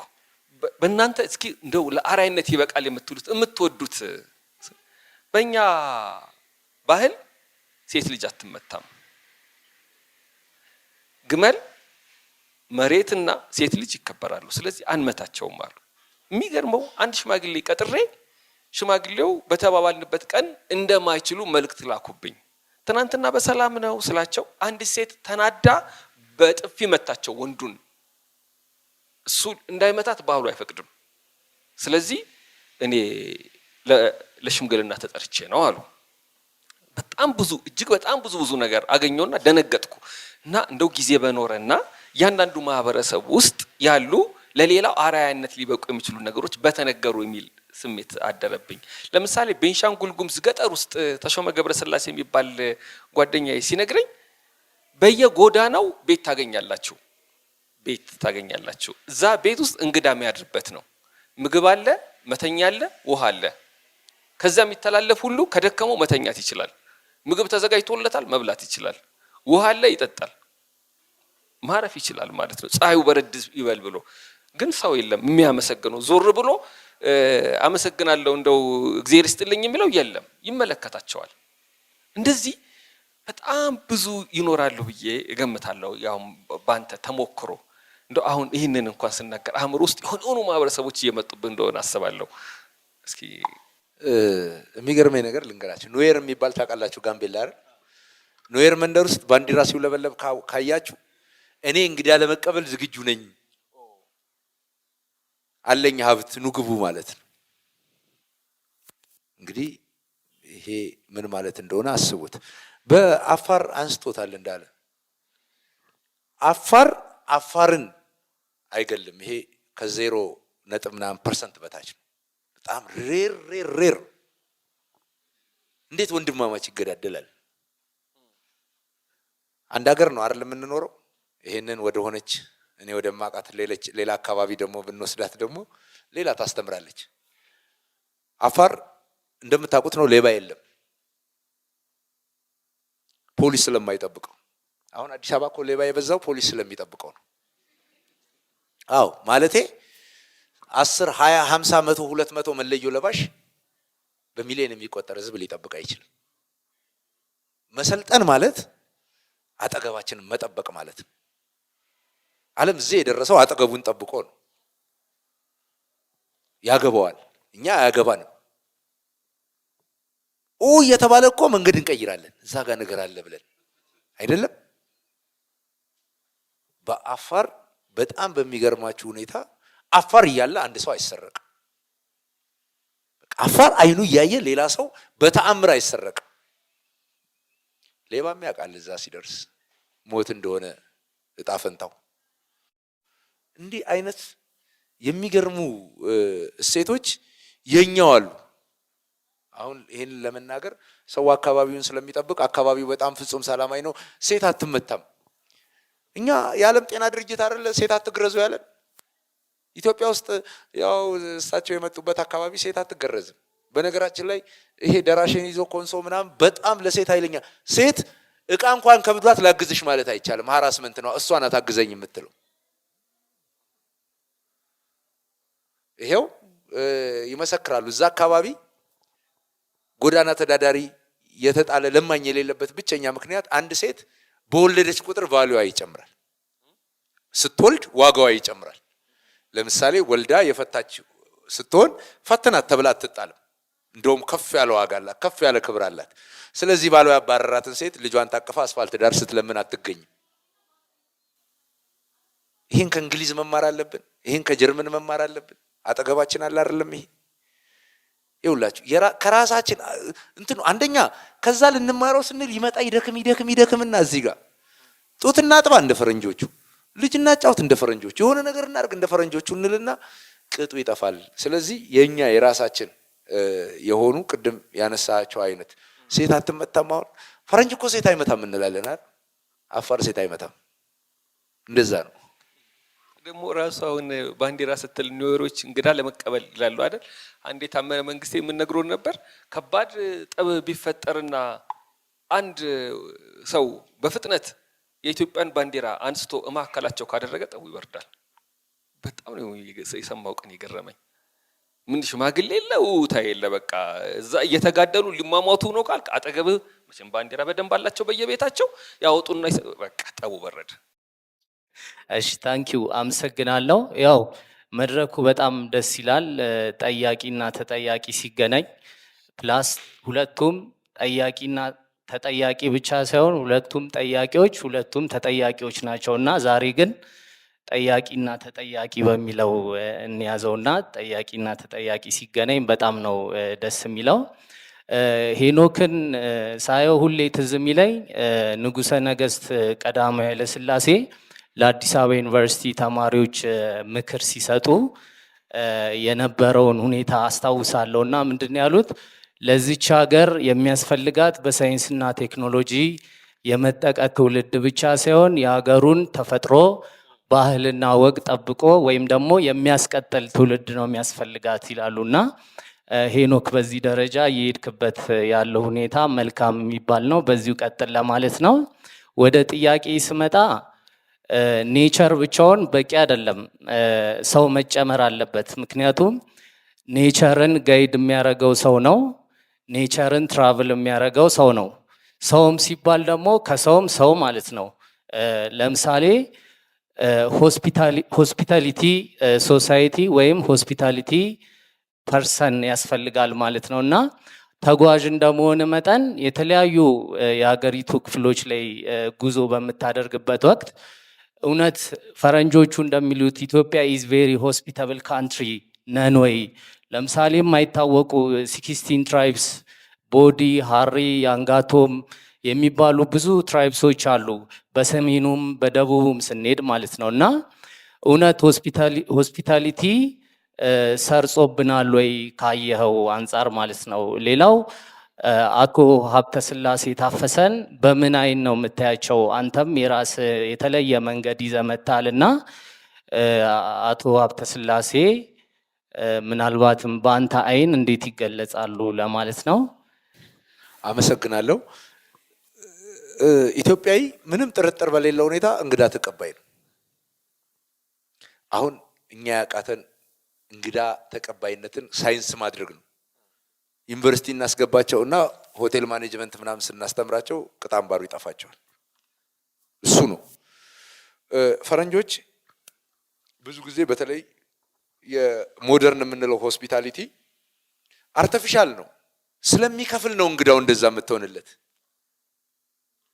ውይ የኔ ሀገር ገበሬ እኮ እንደዚያ አያውቅም። ከፈልክ አልከፈልክ፣ መጣህ አልመጣህ፣ ለእንግዳ ያለው ነገር ግሩም ነው። ያንን ማሰልጠን፣ ያንን በሀቅ እንዲገነባ ማድረግ ነው። ትክክል ነህ። ቱሪስት የሚበዛባቸው አካባቢዎች ችግር አለ። ያንን ችግር ማን ፈጠረው? ተምሮ እንግዳ አስጎበኛለሁ የሚለው ሰው፣ ገበሬውን እንደዚህ ተቀበላቸው እንደዚህ አታርጋቸው የሚለው በስብዕናችን ላይ የሚደልለው ሰው የፈጠረው ችግር ነው እንጂ አንድ ታሪክ ልንገራችሁና እችን በዚሁ እንቋጫት። ሰውየው ሲሄድ ሰንበቴ ቤት ያገኛል። ፈረንጅ ነው። ያስገቡትና ይጋብዙታል፣ ይበላል፣ ይጠጣል። በቼም የሰው ደስታ ይገርማል። ልክፈል ይላል። አይ አትከፍልም፣ ዛሬ የማርያም ቀን ገብቶ ነው ዝክር ነው ይሉታል። ምንም አልገባውም። እቺ ሆቴል በቃ ትከስራለች ብሎ ሄደ። ከዛ የሆነ ቀን ባዘቦት እዚህ ሰፈር በነፃ የሚያበሉ አሉ ብሎ ጓደኛውን ይዞ መጣ እና አዘቦት ነው ምንም የለም አላልኩም እንደምትከስር አውቅ ነበራል።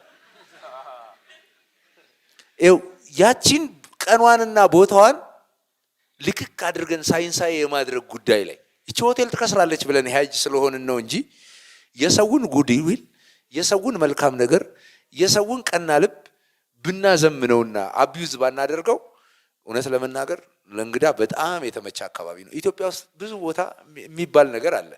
በቃ ለእንግዳ እንዴት አይነት ምን ብዬ ልንገራችሁ? እንግዳ ካንተ በላይ ነው፣ እንግዳ እንደዚህ ነው። ሁሉም ጋር የየራሱ ነገር አለ። ሰሜን እኮ የጊዜር እንግዳ ቤት አይከለከልም ይላል። ቅድም እንዳለ ባላቸው በጣም ብዙ የደቡብ አካባቢዎች እኛ አካባቢ እኮ መስኪንም ነበር። አሁን ጎጂ ልማዳዊ ድርጊት ተብሎ ነው እንጂ ሚስቱን ሁሉ እኮ ለእንግዳ ማለት መከልከል ልክ አይደለም ብሎ የሚያስብ ምስኪንም ያለበት አካባቢ እኮ አለ። ኤኒዌይስ በዛ ነው። ስለ ሀብተ ስላሴ እኔ ምን ልል እንደምችል ታውቃላችሁ ብዬ ገምታለሁ። ግን አንድ ነገር ይገርመኛል። ይገርመሃል፣ የሆነ ትውልድ የኢትዮጵያ ብሔር ብሔረሰብ መብት አልተከበረም ብሎ ጫካ ገባ፣ ታገለ፣ መሳሪያ ያዘ፣ 4 ኪሎን ያዘ።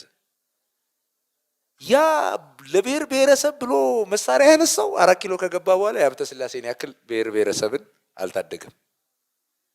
ለእኔ ምን አይነት ፌዴራሊስት ናቸው! ዛሬ በነገራችን ላይ ላለፉት 30-40 ዓመታት የተንሸዋረረ የፕሮሞሽን ስልት ነው የምንጠቀመው። 30 መንስ ኦፍ ሰንሻይን ግን በአራቱም አቅጣጫ ኢትዮጵያን በሚወክል መልክና ቅርጽ አገርን ለማስተዋወቅ የሞከረ ጥረት ነው እና በአጋጣሚ ሀብተ ስላሴ እድለኛ አይደሉም።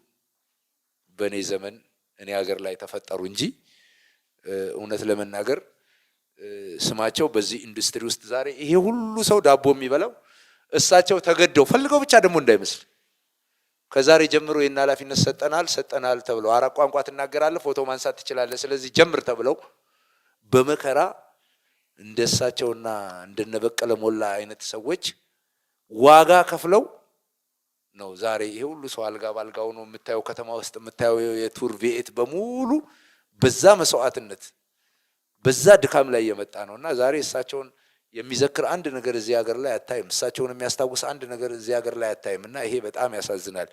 ዞሮ ዞሮ ግን ቅድም እንዳልኳችሁ ነገ የሞኝ ዘመን አይደለም። ነገ እሳት የላሰ ዲጂታል ትውልድ ስለሚመጣ ትላንትናን ይጠይቃል። ያኔ በክብር ቦታቸውን ያገኛሉ የሚል እምነት ነው ያለኝ። አመሰግናለሁ። እሺ፣ እግዚአብሔር ይስጥልኝ። አመሰግናለሁ። ኤፍሬም እባላለሁ። እንደ አጋጣሚ አንድ ታሪክ ስለተገናኘልኝ ነው እጅ ማውጣት የፈለኩት። እዚህ ጋር ፊት ለፊት የማያቸው ሁለት ሰዎች አሉ። በጣም ማከብራችሁ ሰዎች ናችሁ። ያገናኘልኝ ግን ምንድነው እንዳለ ጌታ ከኤርሻዶ የሚል መጽሐፍ አወጣና አነበብኩትና እና በጣም የገለጽካቸውም ቦታዎች እነዋበይ ምናምንን ወደድኳቸው። ከዛ መጽሐፉን ያስኩና ከገጽ 1 ጀምሬ መኪና ይዘን ሙሉ ጉራጌ እሱ የገለጻቸውን አካባቢዎች አየን። እንደ አጋጣሚ ብሔራዊ ቲያትር ይመስለኛል ተገናኝተን ነገርኩትና ደነገጠ እና ቆይቷል ትንሽ እና የመስቀል ዕለት ነው የሄድኩት። ምንድነው ለማለት የፈለኩት እንደዛ አይነት ጽሁፎች በጣም ተቺንግ ስላላቸው ሰዎች ሄደው ለማየት የሚያጓጉ ናቸው። ስለዚህ ሄኖክን ማመሰግን ለዛ ነው። በእነዚህ መጽሐፎች ሄደን ለማየት ያደርጋሉ። በጣም ብዙ ሀገር ሄጃለሁ። እንደ እድል ሆኖ ያው ትግራይ ብቻ አልሄድኩም። ያው እሄዳለሁ ግን አይ እየተተኮሰም እንሄዳለን። ቅድም ካነሳው አንጻር ወንድሜ ከኋላ ስለ ሰሜን ጠይቋልና እኔ ዝም ብለን መሄድ ያለብን እየመሰለኝ ማለት ዝም ብለን መሄድ ብንሄድ ማን ያስመልሰናል የሚልም ነገር እየመጣብኝ ነው እና አሁን ከቀረን ያው ይቀራል ነው ገብቷል። ስለዚህ ያ እሳት የላሰ ትውልድ ነገ ይመጣል ብዬ አይደለም። እኔ እሳት የላስኩ ትውልድ ነኝ ብዬ ነው ማምን። እኔ በቃ ራሴ ትውልድ ነኝ፣ ያ ትውልድ ነኝ ብዬ አምን። ያንን ካልሰራን ነገ ይመጣል ካልኩኝ ምን አዘጋጅተን ነው? ነገ የሚመጣውም ትውልድ እኮ ያው እምቦጭ ነው የሚሆነው፣ እኛም እምቦጭ እኮ ነው። ስለዚህ በዚህ አይነት መሰረት ውስጥ ሄዳል። ስለዚህ በጣም እኔ በቃ ብዙ ሀሳቦች ላንተ የምነግራቸው ነበሩኝ። በአንተ ምሳሌነት ግን የዛሬ 120 ዓመት አዲስ አበባ ውስጥ የተመሰረተ እስላማዊ ገዳም አለ። ያንተን ስራ አይቼ እየሰራሁት አውጣዋለሁ። 2015 ላይ እስላማዊ ገዳም አዲስ አበባ ውስጥ 123,000 ካሬ ላይ ያረፈ መርካቶ ውስጥ የሚያውቃል የለም። 2015 ላይ በቲቪ ታዩታላችሁ። እና ይሄ ያንተ ውጤት ነው። አንድ ጥያቄ ብቻ ያለኝ ሰዎች መጓዝ ይፈልጋሉ፣ ነገር ግን አይችሉም። የማይችሉት ኢኮኖሚ ምናምን አይደለም፣ ብር አጥተው አይደለም፣ እውቀትም አንሷቸውም አይደለም። እና የመጓዝ ልምዳችንን እንዴት ነው ማዳበር የምንችለው? በምን አይነት መልኩ ነው ቀለል ያሉ ጉዞዎች እየተደረጉ ሞቲቬት እያደረግን ከፍ ከፍ እያደረግን የምንሄደው የሚል ጥያቄ ነው ያለን። ለሁላችንም ምሳሌ ስለሚሆኑ እግዚአብሔር ይስጥልኝ። እንግዲህ ወጣቶች አሁን እየሄዱ ነው። የሚያስደነግጥ ፎቶ ነው ደግሞ የሚለጥፉት። ቆንጆ ቆንጆ ሴቶች ተራራ ወጣው ሲመጡ ጎረምሳው ሲያይ ልቡ ይሸፍታል። አዎ ዘመን አለ አይደል? አሁን የተራራ የመውጣት በእግር የመጓዝ ዘመን ነው። እግዚአብሔር እንኳን ይሄን ያሳየኝ። ምክንያቱም ድሮ እንደ ፋራ የሚያዩኝ ልጆች ነበሩ እና በእኔ እድሜ አሁን ይሄ ሆነ። ስለዚህ እያንዳንዱ ነገር የምንቀበልበት መንገድ ነው። አሁን ሞደርን ነው ይሄ ነገር። ማንኛውም ጤነኛ ሰው ጂም ይገባል አይደለ? የታፈና አለዛ ደግሞ ሞደርን ስላለ ማለት ነው። ለጤንነት ልክ እንደዛ መሄድ ተጀምሯል። ወጣቶች እየሄዱ ሚዲያው ማለት ነው በእጃችን ቢሆን የዚህ አይነት ሚዲያ በአንድ ቀን እንቀይረው። አሁን እሱ ጠቅላይ ሚኒስትሩ ታለብሰው በእግር ሚል እስኪሉ ድረስ እየጠበቀ እንጂ ወጣቶቹ አይ ለምንድን ነው ቅዳሜ ተመድቦ ጋዜጠኛ አንድ ጋዜጠኛ መናበሻ አንድ ጋዜጠኛ ምናምን የወጣቶች እንቅስቃሴ ምናምን የሚገርም እኮ ነው። ከዛ ነው የሚጀምረው አይደል? ጎልፍ አይደል ቢቢሲ ላይ የምናየው አሁን ያምም ይገርማል። ያን እዛው እዛ ጓዝ ማከለ ሌላው ዓለም የራሱን እንዴት ቦታ እንዴት ክብር እንደሚሰጥ እኛ ደግሞ የራሳችን ተናል ያ አሁን እየመጣ ጥሩ ነው። ትምህርት ቤት አካባቢ ጓደኞች አካባቢ አሁን የዘመኑ የሚፈልገው አይነት ነገር ሆኖ ይቺ ቦሌ ከገባች ሳትገባ የቀረች አይመስለኝም። ሳሪስና ምናምን ተዋዮች ተገባለች ኮተቤ ያለች ይሄ ቅንጡ ልጆች ጋር ተገባች። ያ ፎቶ በደንብ አሁን እያያችሁት ነው። ቀላል አለ እነ ዳናዊት ምናምን ይሄ ቃና ላይ ያለችው ቀላል እንዳይመስላል። እሷ ማርካ አፈጣች ማለት ማሀት ሺህ ወጣቶች እሷን እንደ ሞዴል የሚያወጡ አሁን እሱን ተጠቅሞ መስራት ላይ የሚዲያው ችግር ክፍተቱና እናንተ በምታገኙት አጋጣሚ ነገር እዚህ ከነጎዲያ የሚዲያ ሰዎች ሲመጡ እንደዚህ አይነት ነገር ይስሙ ጊዜ ሳይሆን በደንብ እንደዚህ የሚያነቃቃ። ከዛ ውጭ ግን አዲስ አበባ እውነቴን ነው የምነግራችሁ በጣም እድለኛ ከተማ ዙሪያ ነው። እነዚህ ተራሮች የትም አይገኝም። ሰው እኮ 2 ቀን ሁሉ በባቡር ሄዶ ተራራ የሚያይበት ሀገር ሁሉ ነገር እያለው ግን ተራራ እንደልቡ በ1 ሰዓት ውስጥ በታክሲ መንገድ የሚያወጣበት ሀገር ብዙ ነው። እግዚአብሔር ይህን ሁሉ ነገር አደረገ። ታዲያ እንዴት አንጠቀምበት? ተራራ ማለት ነው እንዴት ሰው ተቆይኛ ነው። እንዴት ሰው ዝም ብሎ ከቤት እየወጣ ድራፍት ቤት ከድራፍት ቤት ከዛ በኋላ ወደ መቃብር ባሩ ይሄዳል። ይህንን ማስቆም አለ። ቢያንስ ከተማችን ውስጥ ያለው ነገር በደንብ ለረጋ የተለቀቀ ነገር ካለ ይሄድበት ለኛ ነው የተለቀቀ ወይ እዛ ጀምሯል ተሰራበት ወይ እኛ ሄድንበት የእግር ጉዞ የተባሉ መንገዶችን በደንብ እንሄድባቸው ብቻ ምንድን ነው የሚባለው ኒውዮርክ ስትሆን እንደዚህ ልከር ኖርናል ባለበት ከተማ የከተማውን ድል በሙሉ መጠቀም እሱን የሚያደርግ ወጣት እየተፈጠረ ነው ብዬ አምናለሁ። ደስ እያለ ነው የማየው ነገር ያ ይበዛ ሁላችን ኃላፊነት አለብን። አንተም ያንን አጠናክረን እንቀጥላለን። አመሰግናለሁ። ህይወት ተፈራ ማማሩ ሰማይ ላይ ዳይተስ ኦፍ ዘ ክሬትድ ዋን ኢዝ ቱ ቢ ኢንተርሜዲየሪ ይላል። የተጠረቱ የተፈጠረው ነገር ኢዘንሱ ፍሬ ነገሩ ኢንተርሜዲየሪ መሆን ነው፣ ሊንክ መሆን ነው ይላል። ቁርአን ደግሞ አትመለከቱም ወይ ግመልን እንዴት እንደፈጠርነው፣ ሰማይን እንዴት እንዳንጣልነው፣ ተራራን እንዴት እንደተከልነው፣ ምድርን እንዴት እንዳስቀመጥናት አትመለከቱም ወይ? የምታስታውስ ከሆነ አስታውስ፣ ይቅርታ ስብከት ይላልና አንተ ብዙ ህዝብ አይተሃል፣ ብዙ ማይገርመው ቦታም የለም ብለህናል አሁን ላይ እና በአንተ መለኮታዊ ህይወት ላይ የጨመረልህ ነገር ምንድን ነው? ምን ያህል ሰው ከፈጣሪ ጋር ያገናኝ ያያቸው ቦታዎች? ለምን እኔ ውሃን ሳይ ውሃን የፈጠረ ጌታ ነው ትዝ የሚለኝና ያን ይህን ሁሉ ህዝብ ይህን ሁሉ ምድር አይተህ ምን ያህል ነው ወጣሪህም ወደ መለኮታዊ ህይወት የሚያገናኝ ለመጠየቅ ነው። አመሰግናለሁ።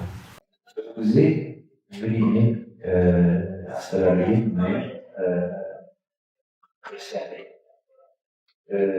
በእምነቴ ኦርቶዶክስ ነኝ። ስራ ሲሄድ ከሆነ አካባቢ ወደሆነ አካባቢ ግን የሚሄደው ኦርቶዶክስ ነው ካለም ጋዜጠኛ ነው።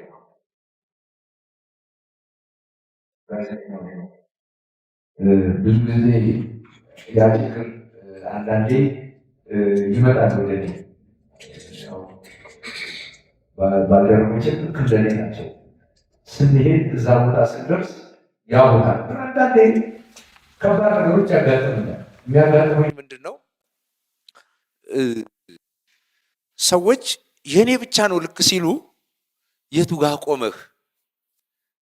አሁን ይቺ አንዳንዴ ከሰው ጋር እንደው የማታግባባኝም ጉዳይ ትሆናለች። ለምሳሌ የኔ ቦታ፣ የኔ እምነት፣ የኔ ነገር ምናምን ብቻ ፐርፌክት ነው ምናምን ሲል የቱ ጋር ቆመህ? ምንም የማያከራክረኝ ጉዳይ ለሰው ልጅ የጥፋት መንገድ እስካልሆነ ድረስ የትኛውም አስተሳሰብ እኔን አይረብሸኝም። ግን እንደ ሙያ ቅድም እንዳልከው አንዳንድ ቦታ ላይ የራሴን እውነት ለመናገር የራሴን ልበልህና በእኔ ፍልስፍና እኔ በቆምኩበት ፍልስፍና ገና እግዚአብሔርን አላወቁትም ብዬ የማስባቸው ሰዎች እኔ አውቄዋለሁ ብዬ የምመጻደቀው መቆም ካለብኝ የተሻለ ቦታ ቆመው ሳያቸው ይሄ በየቀኑ አንተን ወደ ራስህ እንድትመለከት ያደርጋል። ቅድም እንዳልከው ነው። ራስህ እንድትገዛ ወደ መንፈሳዊነት እንድትመጣ የሚያደርግ ነገር ነው። ይሄ ኢትዮጵያ ውስጥ ቅድም እንግዲህ እንዳልኩ ነው። አሁን አንተ ለምሳሌ ራሴን አመመኝ ምናምን ብሎ ሰውየው ተኝቶ እንትን ነው ይቺ ዲክሎፊናኬ ትንሽ ናት፣ አሁን ይሄን ብሰጠው እኔ ሳምንት እቆያለሁ ምናምን ብለህ ቆጥበህ፣ እሱ ግን ከስንት መንደር የወተት ዕቃ ልኮ ወተት አስፈልጎ ሲያጠጣህ እዛ ጋር ተመተህ ትመጣለህ። እንዲህ አይነት ነገር በየቀኑ ይገጥመሃልና በየቀኑ ትማራለህ። ዞሮ ዞሮ ግን አሁን ከሰማዩ ጣራ በታች ባለው እንቅስቃሴ ጋዜጠኛ ስትሆን እንደ ጋዜጠኛ ትሄዳለህ፣ እንደ ጋዜጠኛ ትመጣለህ። ሰውየው ዜጋ ነው። እንደ ዜጋ በአንተ መገልገል ራስን እንደ አይገርባስ እንደ ሚኒባስ እንደ ምናምን ማየት ነው። በቃ በአንተ ዜጋ ስለሆነ ልክ አንተ ደግሞ ጋዜጠኛ ነኝ ስትል በሀገሩ ጉዳይ ላይ ንብረቱ ግብር የሚከፍልብህ ንብረት ነህ። ሐኪሞቹም አስተማሪዎቹም ፖለቲከኞቹም እንደዚህ ቢሆኑ ጥሩ ነው ብዬ አስባለሁ። አሁን እዚህ ሀገር አንዱ ያስቸገረን ነገር ምንድን ነው? አንተ ነኝ የምትለው ነገርና ለህዝቡ ሆነህ የምትሄደው ነገር በጣም ይጋጫል። እኔ ራሴ በዛ በቅቻለሁ እያልኳቸው አይደለም። አንዳንዴ ሰለጠንን ካልን ሳይንሳዊ ነን ካልን ሙያ ሌላ ሰፈር ነው አድራሻው፣ የራስ ህይወት ሌላ ሰፈር ነው አድራሻው። 5ኛ መጽሐፌን ጽፌ ደግሞ እንደዚሁ እናንተ ፊት ቁጭ ብዬ ደግሞ እንደዚሁ የምናወራበትን ቀን ነው። እግዚአብሔር ያክብርልኝ። በጣም እናመሰግናለን። እጅግ በጣም እናመሰግናለን። ሄኖክ ስዩም ወደ ኢትዮጵያ ሰዎች የኔም ጥያቄ የሌሎችም ጥያቄ ብዙ እንደሆኑ አውቃለሁ፣ ግን መገደብ ስለነበረበት ነው። ዛጎል የመጽሐፍት ባንክ ከዋልያ መጽሐፍት ጋር በመሆን የሚያዘጋጀው ፕሮግራም ነው። ፕሮግራሙ በየሳምንቱ እያያችሁት ነው። ዋልያ መጽሐፍት ማለት ከ20 እስከ 50 እውነተኛ ቅናሽ የሚደረግበት መጽሐፍ ቤት ነው። ዛጎል የመጽሐፍት ባንክ ደግሞ ለገጠር ለከተማው መጽሐፍት የሚያሰራጭ እስካሁን ድረስ ወደ 34,000 መጽሐፍት በመላ ኢትዮጵያ እንዲሰራጭ ምክንያት የሆነ በኢትዮጵያ የመጀመሪያው ባንክ ነው። ፕሮግራሙ ካለቀ በኋላ ከቅርብ ጊዜ ወዲህ የጀመርነው አንድ ልማድ አለ፣ ለአንድ አካባቢ አንድ ነገር ማድረግ እና ዛሬ ዓለም ፀሐይ ወደዚህ ትመጪና ቶማስ ሳንካራ መታል። ዓለም ፀሐይ ከየት እንደመጣች ከዛ ደግሞ ዋሲው ወይ ቶማስ ሳንካራ ለምን እንደሚያውሉት ይነግሩናል። ዛሬ ዓለም ፀሐይ ለምትናገርበት ቦታ 250 መጽሐፍ ታዘጋጀን። እንድናዘጋጅ ምክንያት የሆነን ደግሞ በተግባር የተባለ ትምህርት ላይ የሚሰራ በጎ አድራጎት ድርጅት ስለደገፈን ነው።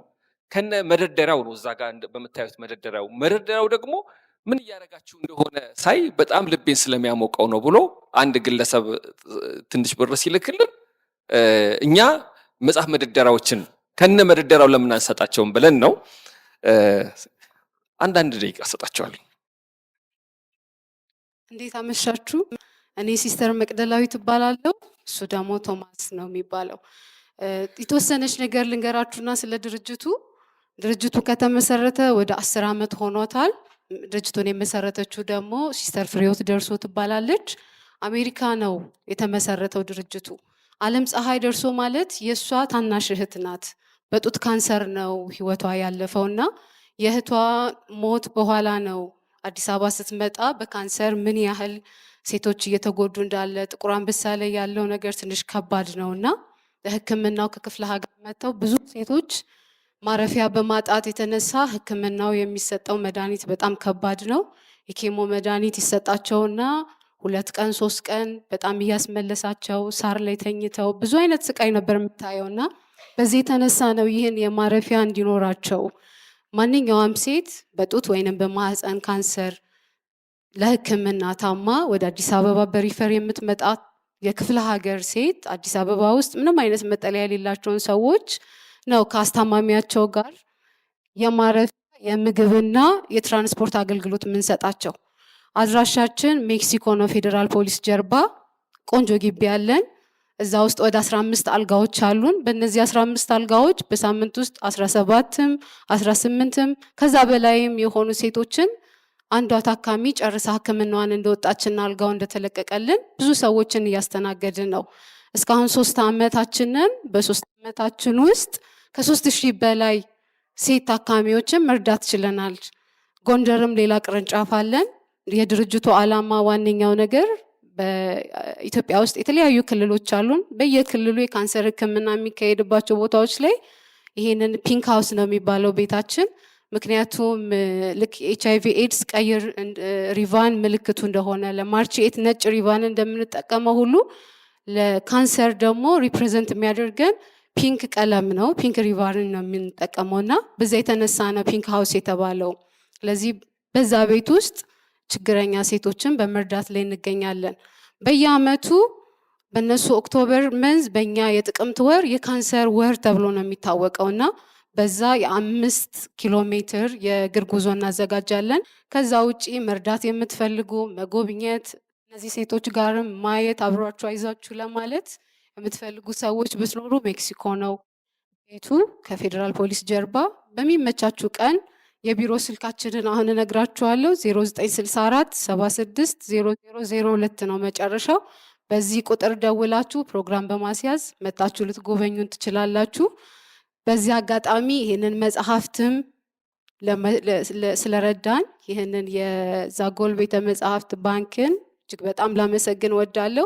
ምክንያቱም ታካሚዎችና አስታማሚዎች እኛ ጋር ግቢ ውስጥ በሚቆዩበት ጊዜ ትንሽ ህመማቸውን ብቻ የማሰብ የመደበት እና የመጨነቅ ስሜት ይኖራቸዋል። ስለዚህ እነዚህ መጽሐፍት መኖራቸው በዛ ጊዜያቸውን እያነበቡ እንዲያሳልፉ ያደርጋቸዋል። ስለዚህ በደንብ ይጠቅመናል ማለት ነው። አመሰግናለሁ እንዳለ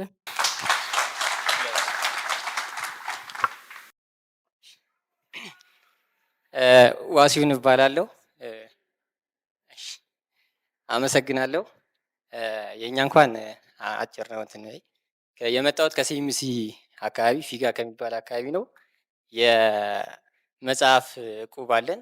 የመንግስት ሰራተኞች ነን። የተወሰኑ ደግሞ ሌሎች ሰዎችም ያሉበት የመጽሐፍ እቁብ አለን እና ያው መጽሐፍን በእቁብ መልክ 2011 ጀምረን ነው እንደዚህ የቆየ ነው። አሁን ለምንድን ነው የመጽሐፍ እቁብ ውስጥ ያሉ ሰዎች መጽሐፍት ገዝተው ከማስቀመጥ ደግሞ ባለፈ ማንበባቸውን ማወቅ አለብን። ከንባብ ጋር የተያዙ ነገሮችን የዲጂታል የመጽሐፍት ውይይት እንደዚህ ነገሮችን ማድረግ አለብን ብለን አሰብንና እኛ መጽሐፍቱን ከወሰዱ በኋላ አባሎቹ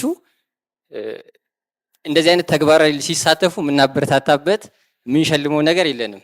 ስለዚህ ዛጎል መጽሐፍት ባንክን 20 መጽሐፍት ብትሰጡን መጽሐፍት አንብበው ዳሰሳ ለሚያቀርቡ ሰዎች ማበረታቻ ይሆናል ብለን ጠይቀን ያንን ነው የሰጡን። እናመሰግናለን።